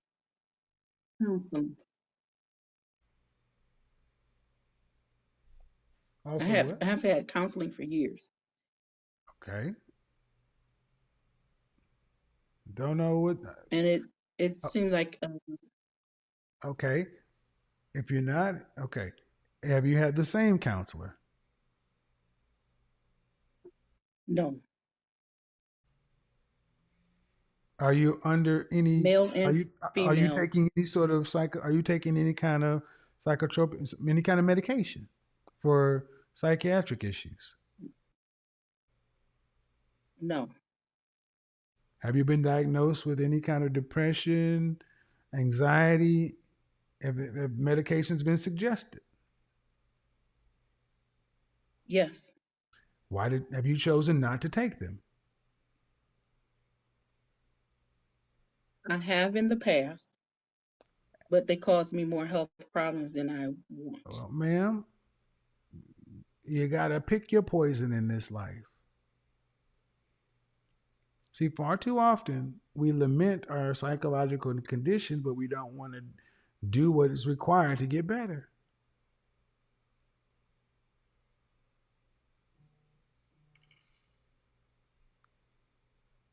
If they recommend a medication, I often hear women say, "Oh, well, it gives me health problems." I'm like, well, then I think psychological distress should be more than all right. And then on a personal level, when was the last time you were a healthy weight?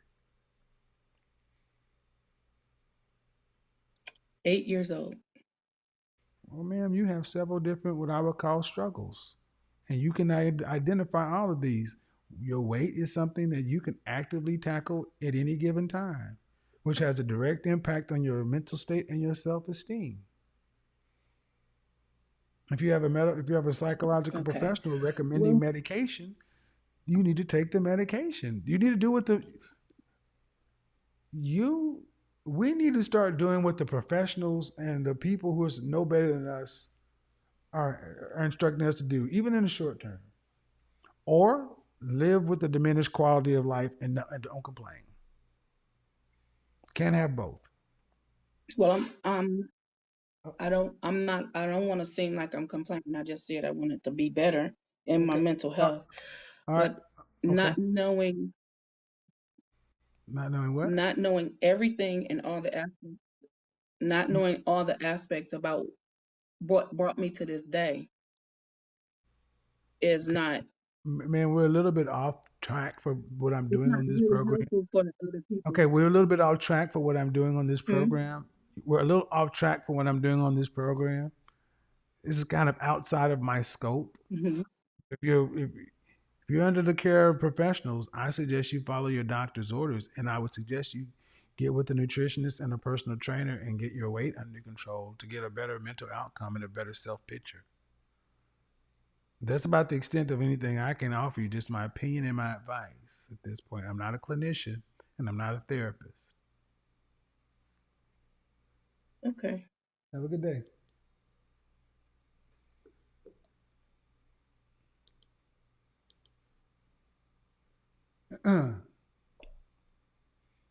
One thing that we do in the Black community, in my opinion, we really disdain mental health. And I tell you, it frustrates me to no end when I listen to Black women who know they got something going on who refuse to take their medication. You guys need to stop being your own damn doctors. Well, I don't want to take the Prozac or this or that because them crazy pills. But then you want to sit there and struggle in life. Neffi, you need to get on camera. I need to see you. Look, I'm going to say something, and I need everybody to understand where I'm coming from. Most human beings can take off their clothes, look in the mirror, and see what's wrong. Most women don't like what they see. If you don't like what you see, you tend to not treat it too well. Change what you see, change how you feel about you.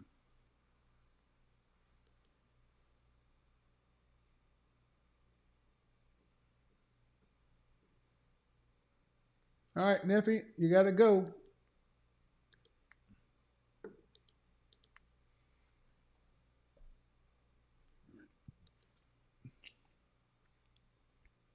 Unmute yourself, please.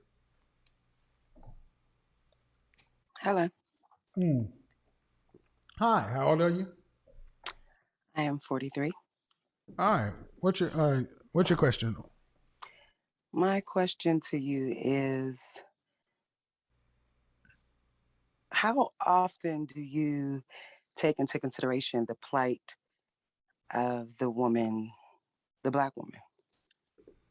It's a very nebulous question. I think I take into consideration the plight of the Black woman every day I get on this show.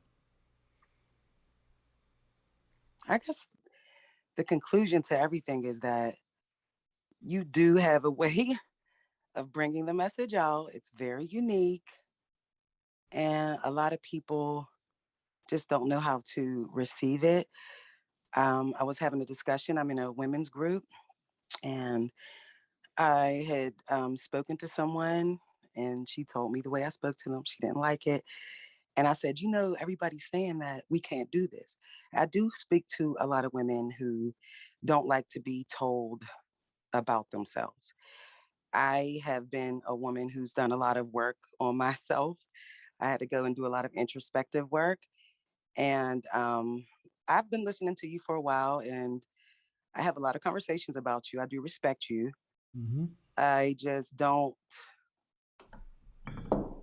I guess I don't have a question. I guess that was the question. Let me ask you a question.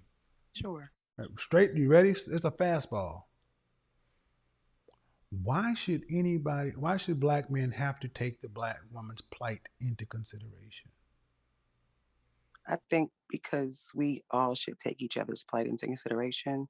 I do know that men have been missed, and I do understand why you are bringing forth the information that you bring forth, and you're like a highlighter to things. And I do. If you had to say whose plight has been more considered in the last 50 years, would you say it's been Black women or Black men out of the two?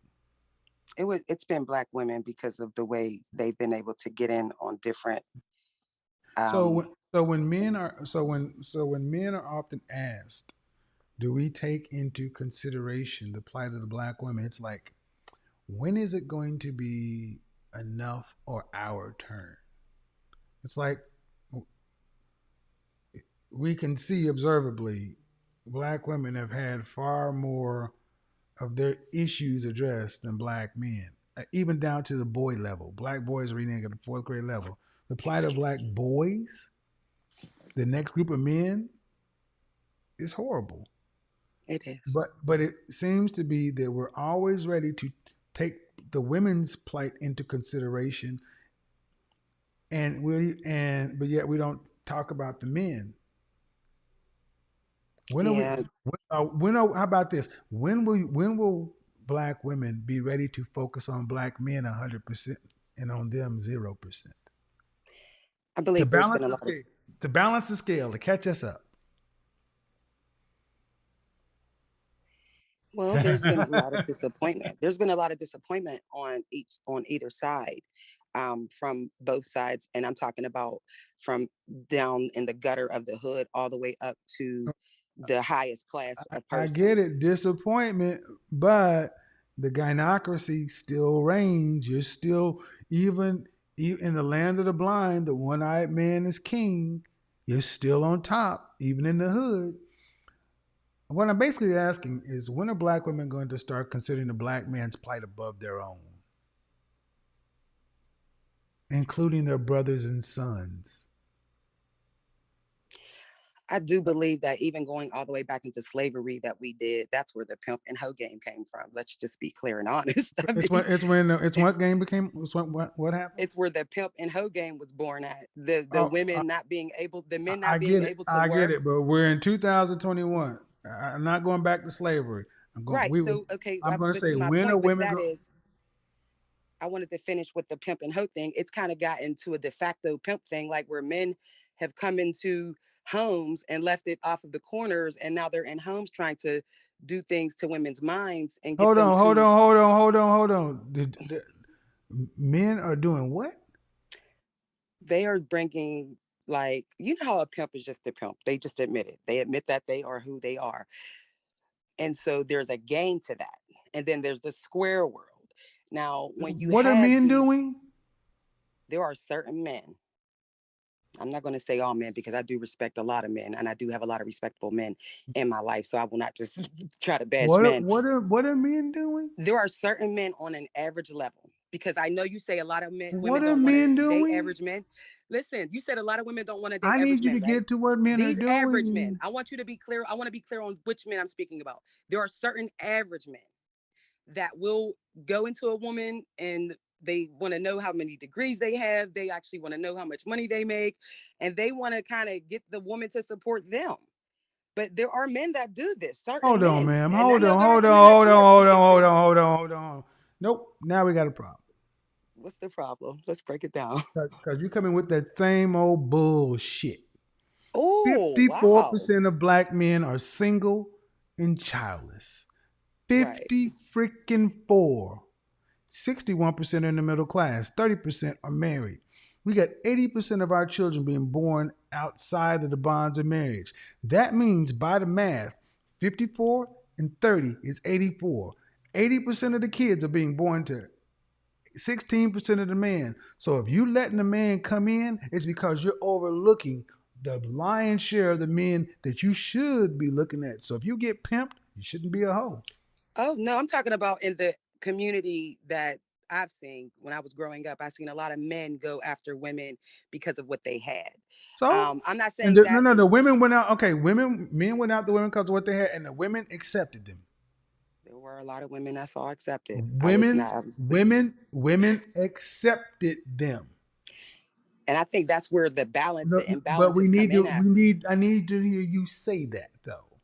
Yeah, you're right. There are No, a I'm lot of right, women but the who thing is, accepted one of the things that happens those in our men. one of the things in our communication that tends to happen is when the man is right, y'all tend to just slide on past, just like free going around Monopoly, sliding by free parking, getting your $200. No, you need to say, yeah, women accepted them. They looked over the squares, the bus drivers, the plumbers, the factory workers, and went for the swagged out whatever with the kids. Yes. That's what they went for. Yes. Women it is control so who true. gets laid and gets born. Right. So Right. who you sleeping with and what they do is up to you.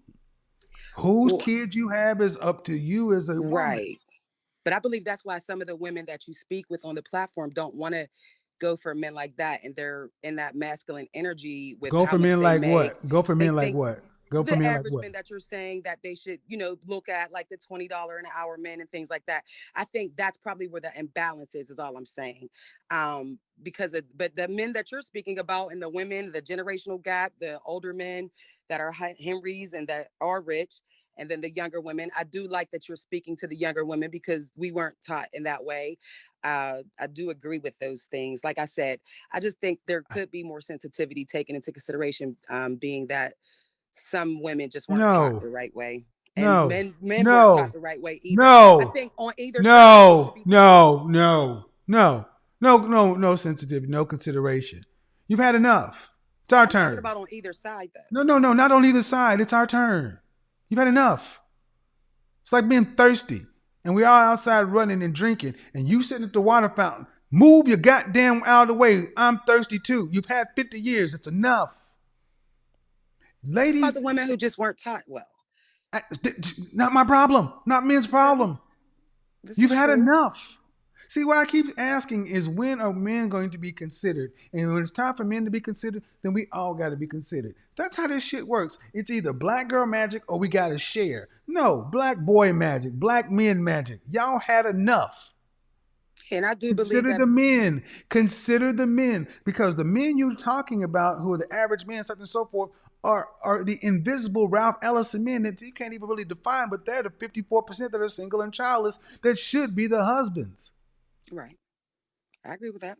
If women are going for the 16%, making 80% of the kids with them, why do we need to give consideration? We need to say, what the fuck is wrong with y'all? Go have kids over here with a man who can pay for them versus being 1 out of 5 over here. You know, in Memphis, they had, 3 men had 84 kids?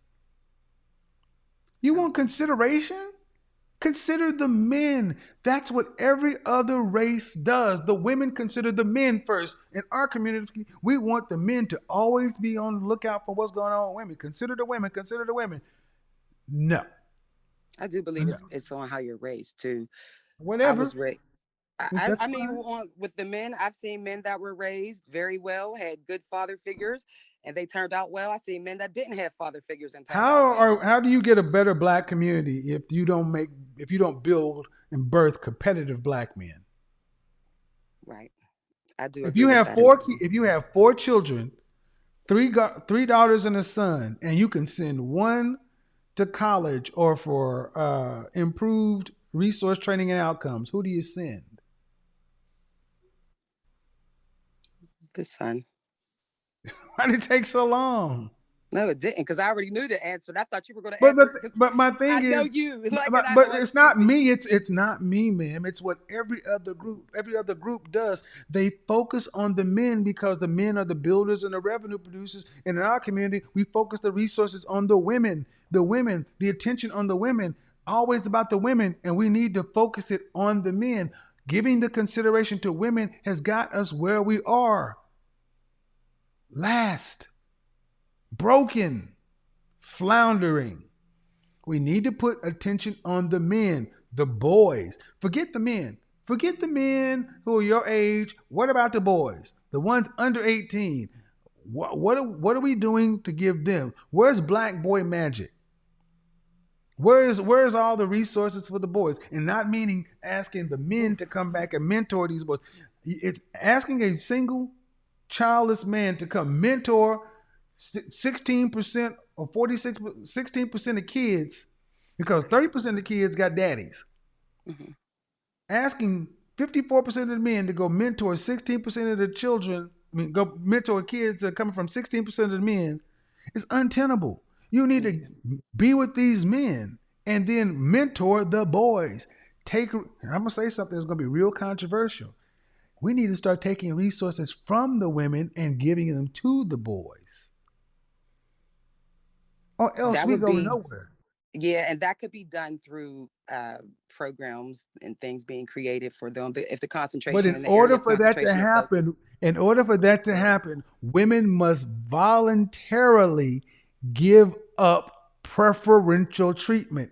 And that is not likely to happen. Well, I'm grateful you are sounding the alarm, Mr. Samuels. Well, the thing is, I asked women, just like Jordan Peterson was asked by Kathy Newman. So women have do women have a responsibility in helping men? He said, well, it depends. What kind of mate do you want? Do you want an overgrown child or do you want someone to contend with, someone to help you? You cannot start asking men to be something they were not raised to be. That's the problem. We're asking men to be something after 18 that they didn't get between 0 and 18. Unrealistic. Yes. Thanks, though. Appreciate it. Thank you. Bye-bye. Good night. All right. Good conversation, though. You're right. I mean, we got to start putting resources towards the boys. You got to get on camera. Now, I want to ask the ladies, how many of the ladies would be willing to, hold on, I'll be right back. Be willing to give up stuff for the boys? I know, I'm about to get hate mail.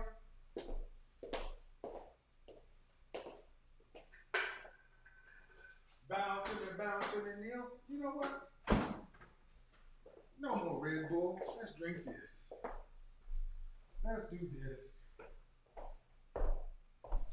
So everybody unmute yourself. I don't know how to pronounce your name. Sherry?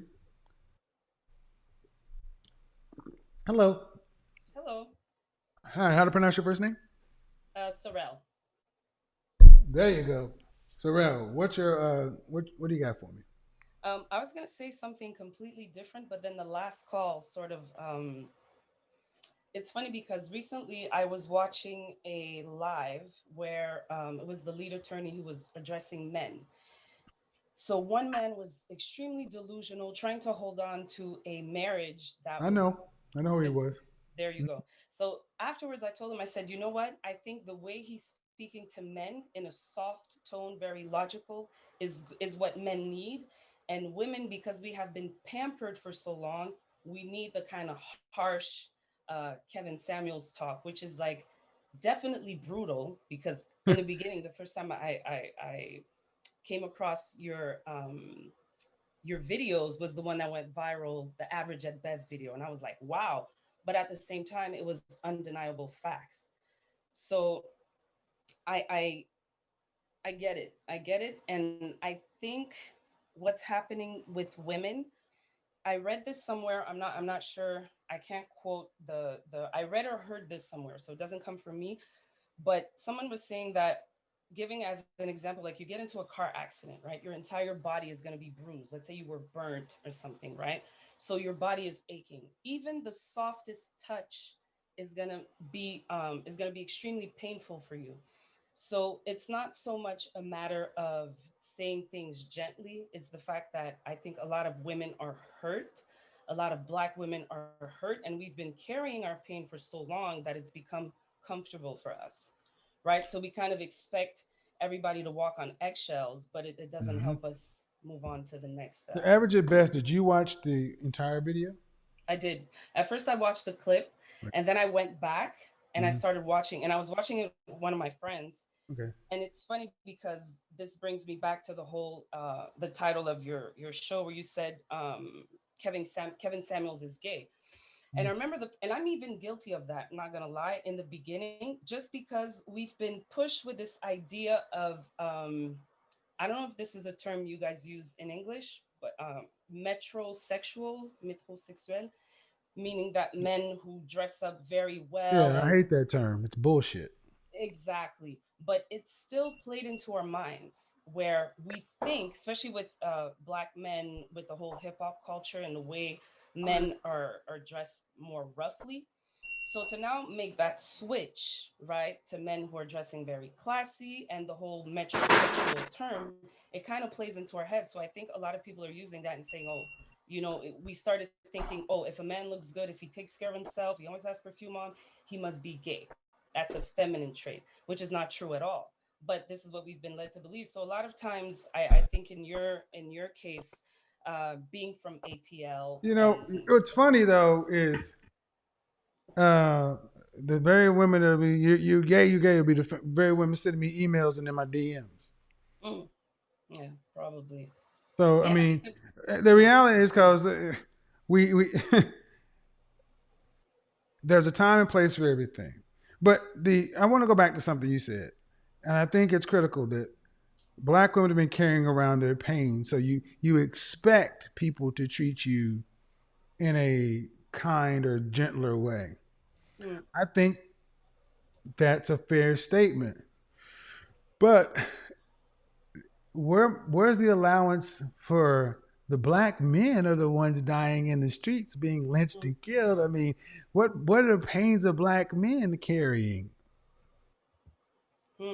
Black men are just expected to carry their pain and worry about your pain. And conversely, it's hard to even get black women to smile at black men because of their so-called pain.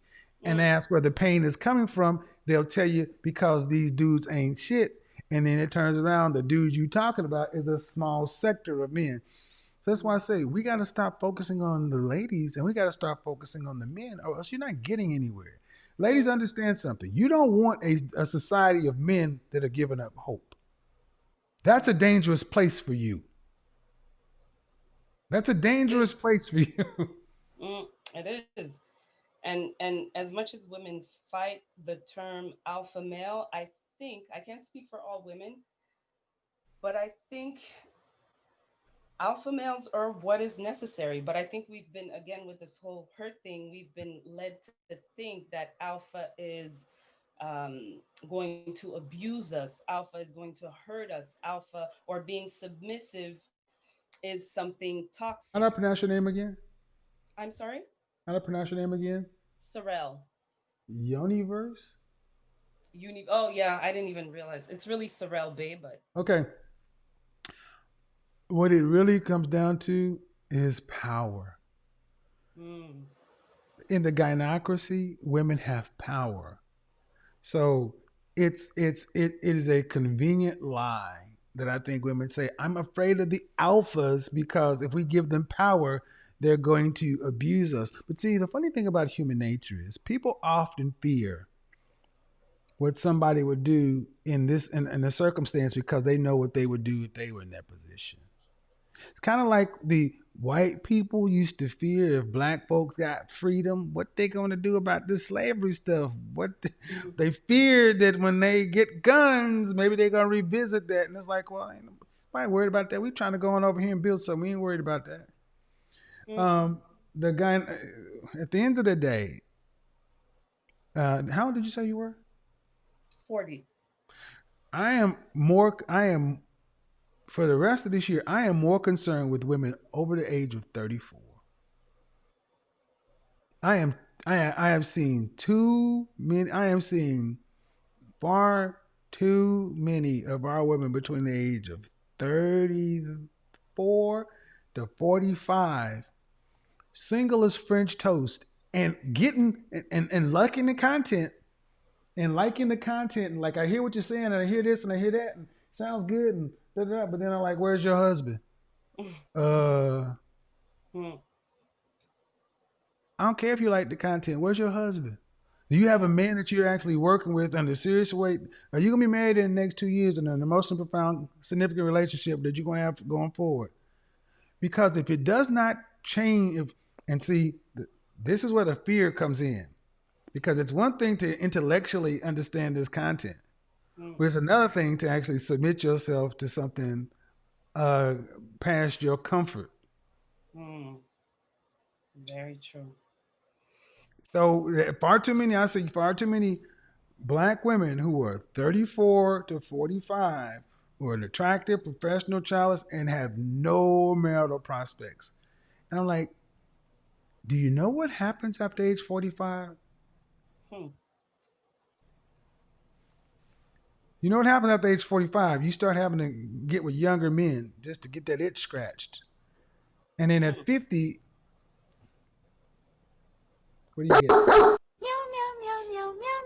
That's what you get. I'm serious. Die alone. No, So do you have many single friends who are roughly your age cohort that are unmarried? All right. I'm one of them as well. I'm not married, so Okay. I put myself in that category as well. And my thing is, I hear more women saying that they are starting to get it, but where is it showing up in the relationships? Uh-oh. No, you're right, and I just got off of a live earlier, and that was my question. I was like, knowing that marriage is a business, it's much more than just like being in love and sharing emotions. And this is hard, like you'll have to bear with me, because I think throughout our entire lives, we've been fed this idea, this romanticized idea of marriage, since childhood, right? Mm-hmm. And quick story, one time I went to a Toys R Us, or I didn't want to name it, but anyways, so I walk in and I see a Barbie doll with a wedding dress, and they drew him on the box. Mm-hmm. And I remember I took a picture and I shared it on my live, and I was like, wow, they're selling us that Ken is not even there. There's no physical Ken in the box, but the Barbie already has her wedding dress. So they've been selling us this idea for so long that we're kind of glued to it. So now we're coming into this new information. All this to say, my question is, how do you determine? Do you just pick the first guy who comes along? Oh, that's where it is. See, there's the fear. Thank you. Eventually the fear is going to come out. Fear. Fear. See, here's what I got for you. You ready? Yes. You've been alone so long, you don't even realize you're emotionally unavailable. Okay, wow. So, gentlemen, what you see right now is women coming into the knowledge of this men's content. But at the end of the day, it's still fear. How do I pick? I don't want to pick the wrong one. Here's what you do. You pick one, you get married, and you see what the French toast happens. If it ends in divorce, you go try again. Okay. So many of at this age, I mean, honestly, let's just put our cards on the table. At 34, you don't have 10 more years to vet. I had a woman on here talking about she's 50 years old, talking about she want to wait to date a man to get to know him before they have sex. I'm like, what the French toast? 50? I posted this on my Instagram the other day, and I will share with you some of the results. It's fear. It's fear. Ladies, at what age are women too old to be playing games? I'm not gonna call him. I'm not gonna text him. The game, the games that you played in your teens and your 20s. At what age should women be past playing games? At what age should you be like? Shout out to, I said it on Instagram, to Brittany Renner and Amber Rose. Amber Rose said I'm back in the whole life. Brittany Renner says it's stepdaddy season. I got no problem with women who are telling the truth. Tell the truth up front. At what age? Now, I may not like your truth, but I prefer you to tell the truth. Act accordingly. At what age should women be done playing games? And I think it should be right about 33. I think you should be done with playing games. I think you should, but in order to not be playing games, at what age are women too old to be confused? See, after 33, you shouldn't be confused. You should know what the hell you want. So then you should be ready to settle down. That post is doing better than most, almost 2,000 comments. It comes down to you ladies can understand, but you're still afraid to make a mistake. How do we pick? How do we choose? Go ahead. I'm asking this, how do we pick, how do we choose? Because I think my main requirement is to be with an alpha male. That's my What do you main. mean by alpha male? A man who is able to lead. I have no issues following if a man's vision is, if he has his vision, if Do you he really want an is, alpha male? Because alpha males, you're gonna have to share. I'm going to have to. Oh yes. No, I didn't hear what you I mean, said. alpha males by definition are very small. Alpha males are the smaller. I think we overuse this term. We have a thing where we call alpha and beta, and that's too binary. True alpha males, you are going to be third to his purpose and him. Okay. When you say you want to be led, that does not have to necessarily. There may be an alpha male. You may just want a leader, but that's not just alpha. I think we overuse the term alpha. Mm-hmm. That's a good point. And have you ever dated one?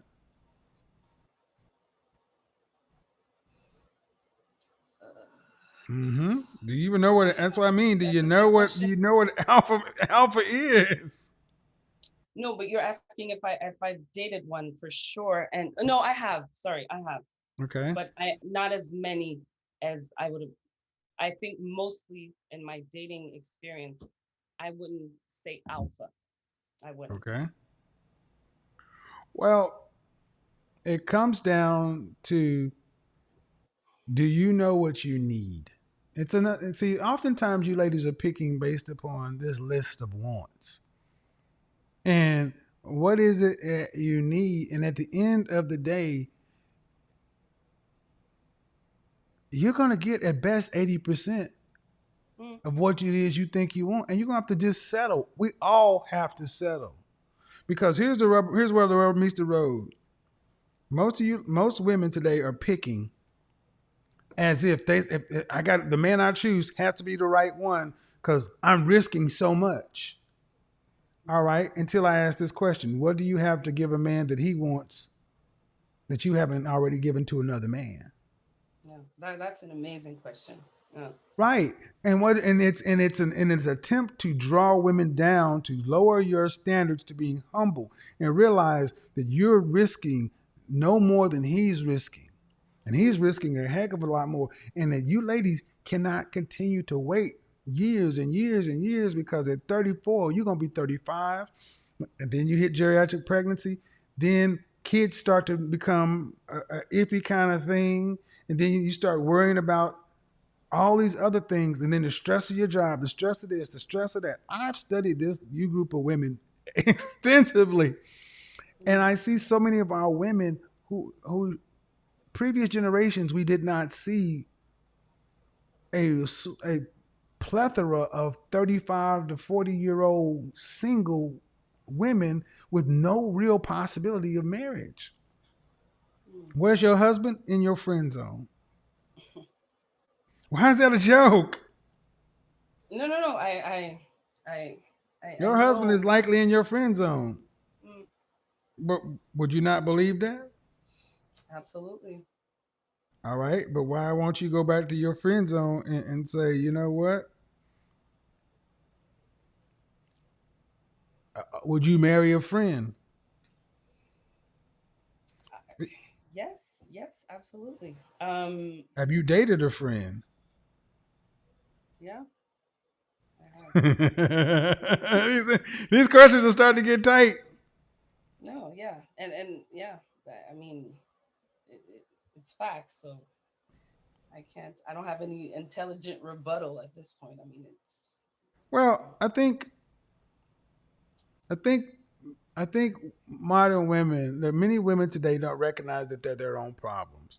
That women today are more comfortable with being alone or with losing versus settling for the boredom of winning. Winning is boring. Say you and I were married. It's gonna be boring. Why? Because you know There's going to be security because you got a built-in date. There's movies, there's this, there's that, but there's also going to be routine. Just like your life gets boring, you got a routine. You have to work to keep it interesting, and far too many modern women, your attention span is like that. You're going from trying to go to happiness and this and that, and you're looking for a man to do all that because it's like, well, now I go from all these beta male orbiters and friends to this one guy, and no man can do all of that. But I think, and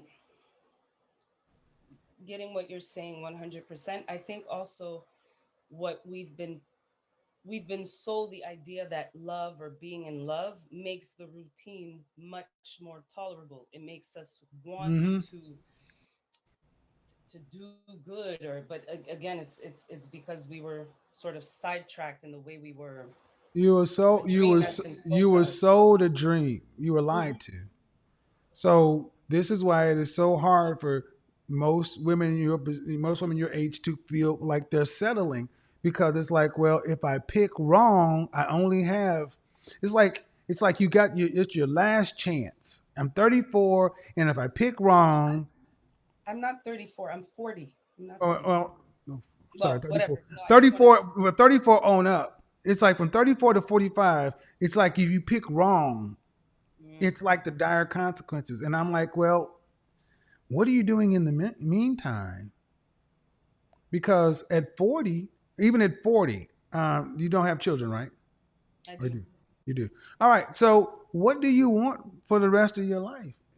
You guys got to get on camera before I put you on. In all honesty, Neffi, is that you?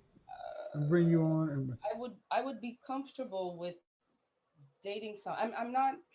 Yes, I would like marriage, but it's never. I wasn't married to the father of my children, so I've never required that, or it wasn't at that time. I didn't find it important to get married. To me, marriage was more the life after the celebration. I didn't take all the other. Okay, so why do we see right now? We're doing it already. See, already. If marriage doesn't matter, why did the gays fight so much for it? Oh no, I'm not saying it doesn't. There are benefits to being. See, this is why I want you guys to understand. You ladies say you're far more afraid of marriage and commitment than men. This is one of the great reveals of my show. We're all the good men out here, and what it really is you ladies are the ones running from commitment, marriage, and relationships. And until y'all focus on the fact that you're stressed, you're overworked, you're terrified, and you don't know how to pick, and it's overwhelming. And the things you need to do to remove your stress, to calm you down, to get you centered, is to actually have a logical male presence in your life to ground you. In other words, the very thing you need, you run from. Let me get to somebody else on here. Hold on. I'm gonna try to bring in multiple people in the call. Yeah, folks, I've said this often. They're terrified. It's like, well, I can't pick wrong. Starts with a K or Neffi, whichever one of you guys answers first. Z, if you don't get on, you got to go. Miss Jones, go ahead. Hey, Kevin. I really didn't have too much to say, but really just thank you for everything. Honestly, I would say my best advice to, women, because we're all women. I understand it's kind of tough love, and it may seem like tough love, but tough love is the best love. Ultimately, I mean, reality is still gonna be reality, no matter how we try to shape it, form it, swap it, it's still going to be reality. We do need to get our bodies right. We do have to, so hey, it is what it is. Appreciate you calling in, man. All right. All right. Have a good night. Thank you. I have a few more spots. Neffi, then Mariah, then Neffi. Hello? Hey, can you hear me? I can. How old are you? I'm 30. I'll be 31 this November 2nd. What's the I have disagreement a or the issue? question. I actually have a male friend that I just started talking to. He actually put me onto your video Mm-hmm. tonight, actually. So I have a couple of questions. One being, I hear a lot in your videos, you talk about the 16% male that women are running towards more so. My question is, if we're in like a dating aspect where you meeting a guy or you meeting a woman, first off, all you see is looks on the outside, right? So isn't it to an extent a little bit cliche to say that, well, you women are picking the same men when you don't really get to know that No, man? You the know what I 16. mean? No, the 16% is who you're having babies with. But I mean, if we're not marrying the 16%, then obviously I'm gonna put that in the narcissist, the uneligible, the Oh no, you're conflating things. 54% of black men are single and childless. 30% of black men are married. 80% of black children are born outside of wedlock. So by deduction, 80% of children are born to the remaining 16% of men. You're not getting pregnant as soon as you see somebody. so that 16% of male, that's not the uneligible, because I didn't hear you say anything about Uneligible for what? To date, to marry, to They're be a having life kids with them. If you're having a baby with them, why are they not eligible? If you're having a baby with them, that doesn't make them eligible though. Well, then either. that's your problem. Okay, well then whose problem is that? I'm not saying it's anybody's problem with Oh, it them. is somebody. No, it is somebody's problem. If a woman is having a child with a man who's not eligible, whose fault is that? So none of in that 16%. If a woman is having a child with a man who's not eligible, whose fault is that? And we're not counting. If a woman is having a child with a man who's not eligible, whose French toast fault is that? But we're not. If a woman is having a child with a man who is right, I know. I heard what your question whose was. fault is the fact that she chose a man who's ineligible to make a baby for? Whose fault is it that she chose a man who is ineligible to make a baby with? But what I'm telling you, Whose fault is it that she chose a man who is ineligible to make a baby with? Are we not counting the Whose fact that fault? I'm going to ask one last time, and I'm going to move the F on. You're not going to go past this question. I've said it 7 times. Please understand, I expect an answer. right, and I'm about to give you one, but whose fault is it? Don't give me a preamble. Don't give me a preamble. Just tell me, man or woman. Get off my phone. Whoever put you on, sir, whoever you are, leave her alone. If a woman can't follow simple, goddamn instructions to a basic mother flipping question, what is the point? You talking to nobody, man. Nobody can hear you with your bonnet on your head.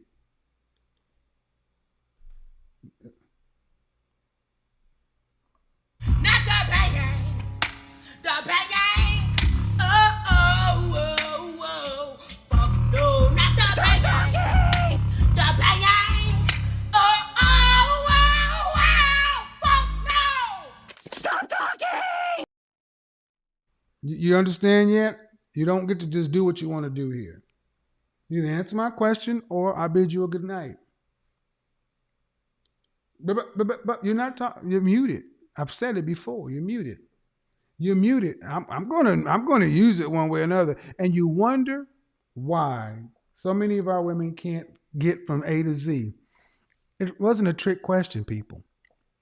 It was a simple request of whose fault is it that a woman had a child for an ineligible man.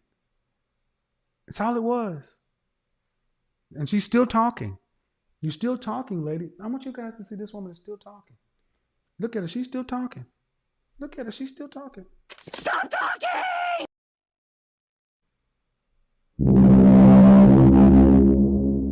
Winter is coming. Still.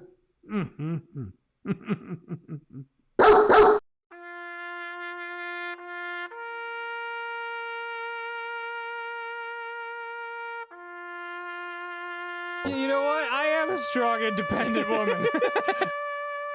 I told you. What did I tell you? Didn't I tell you? 'Cause I told you. And when did I tell you? A long time ago. And what did I say would happen when I told you? Exactly what just happened. Hear my womanly roar. Yeah! Ain't nobody got time for that. I'm here. Woman, get back in here and make me a sandwich.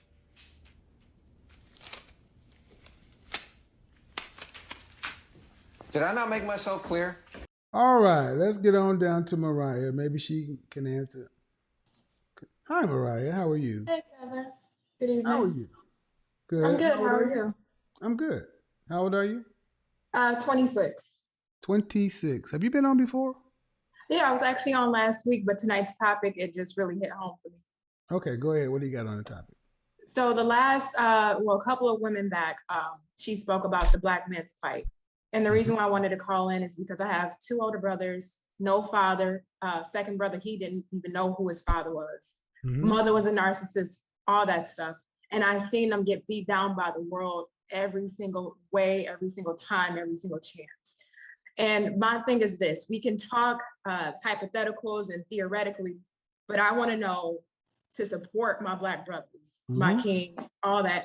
What actionable steps can I do in my daily life? I know I support my brothers, but what can I do outside of just the conversation? How do we move the totem pole forward in society for our Black men? That's ready? Ready? Yeah. Are you married? I am not married. Are you dating right now with intent to be married? Yes. You're seeing somebody who is marriage minded? Yes, marriage minded, yes. And okay. And in what time frame would he like to be married if you guys were to get married? Within a year. That's what you do. You marry a Black man, make a Black family, have some Black babies. That's what you do. You support by moving forward with a man. That's the best thing to do.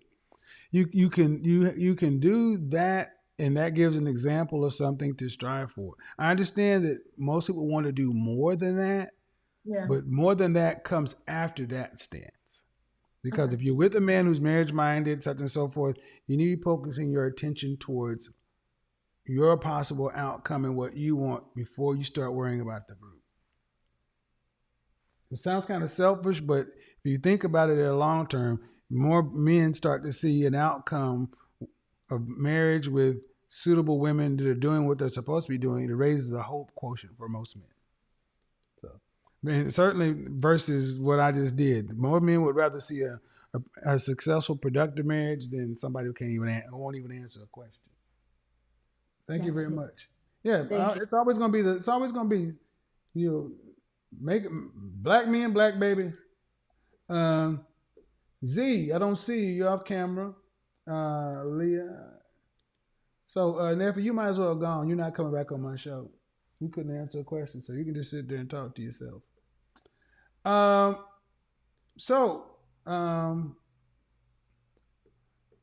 look at her. And that's what, and you see what it is. You see what that is. See, that's why I let her go. Her little angry ass, looking like Jimmy Walker. Go ahead and unmute yourself.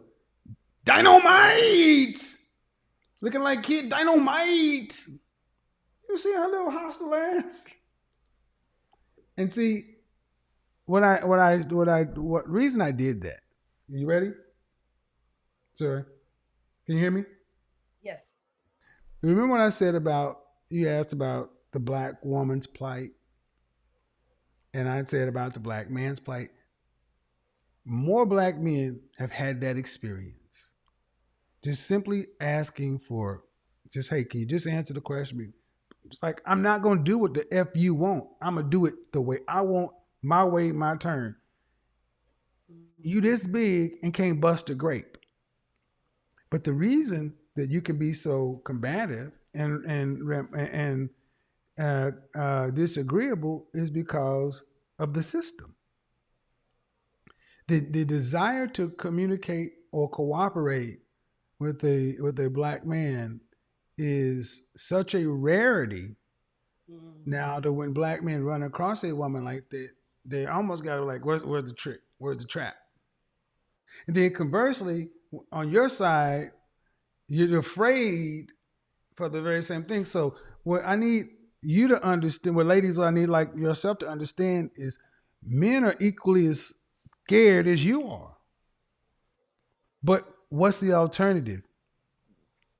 If people who have good sense don't do it scared, do it afraid, do it terrified, if we got to wait till everything is right, one of us going to be dead.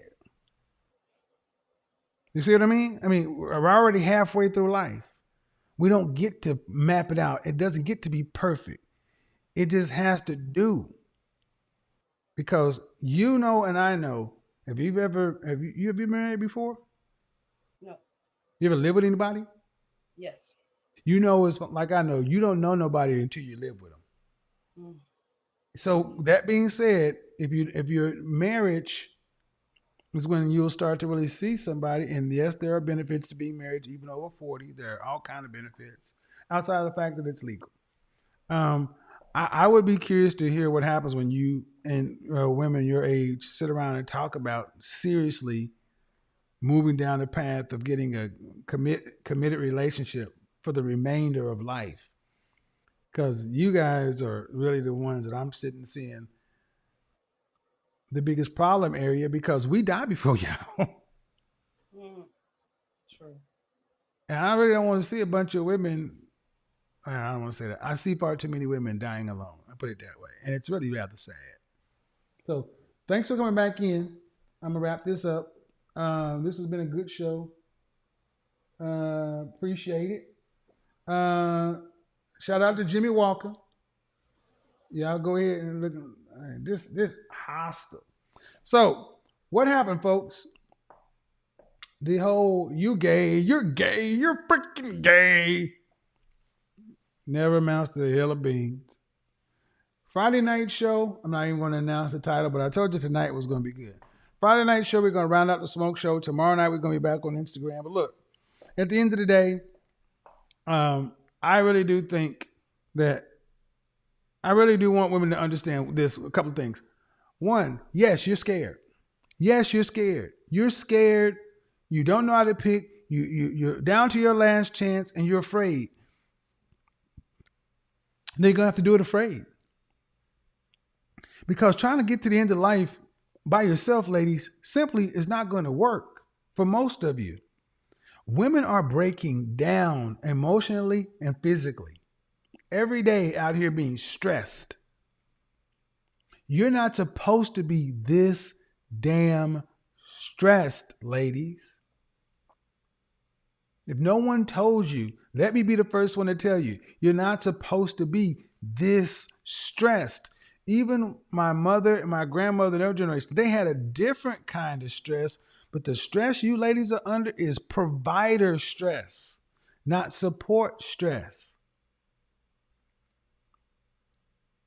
All right. So thank you to everybody that showed up tonight. We ran a little bit long. Smoke shows always do that. This is the definitive show on that whole he's gay thing. Now people can have a place to go look to get the ultimate answer.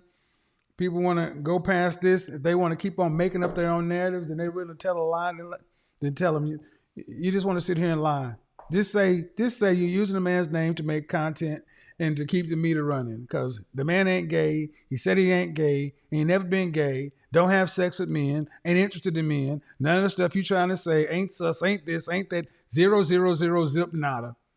And if you don't have anything to prove, you ain't willing to put up, some serious stacks and put out a polygraph and willing to walk away from your money and some things. Because I don't want more than your money. I want your money and your platform. I want it to really hurt when it comes back showing that you wrong as two left shoes. I want you out of here. Because you're sitting around saying all this stuff because you're losing the argument. So let's move on, shall we? That's if you can. To my critics and detractors, let's move on. Let's get to the things that you can compete on. Make a better argument. Make a better argument. How about this? How about the things you do agree on? Stop worrying about what you don't like, what I do. How about the things that you do like or you can agree upon, whether you like my tone or not? How about that? Focus on those things. And if not, kick rocks. You're disingenuous. Till the next time, however, peace. We are gone.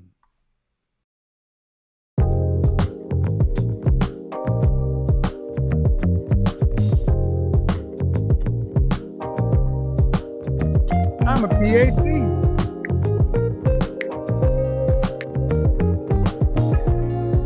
I'm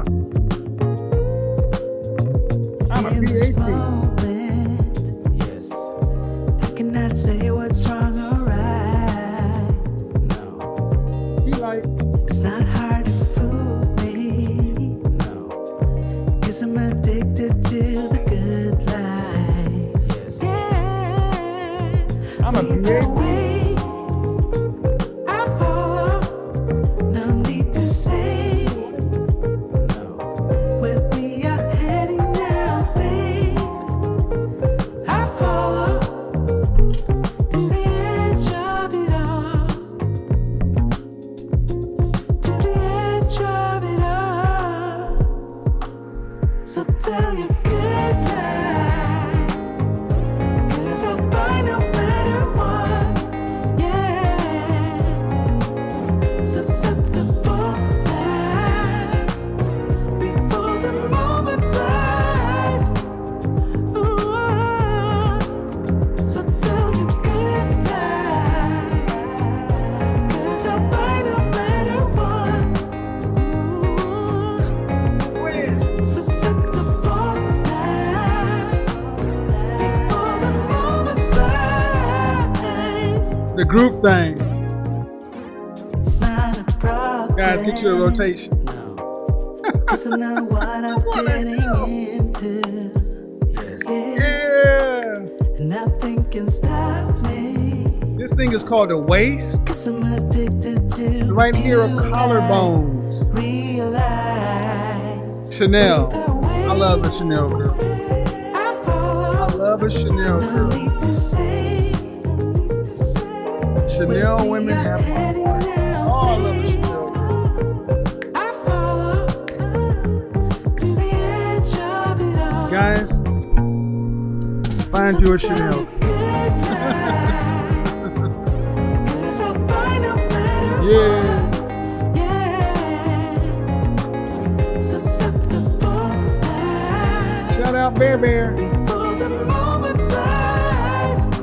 Buckle up Bear, Henry Bear, So tell your good Henry Bear. I think his name was. 'Cause I'll buy no matter All right, people. Appreciate you showing up. Friday night we finish out the smoke show. Taking on all comers. Shout out to Mediocre Tutorials for another great video. Good night.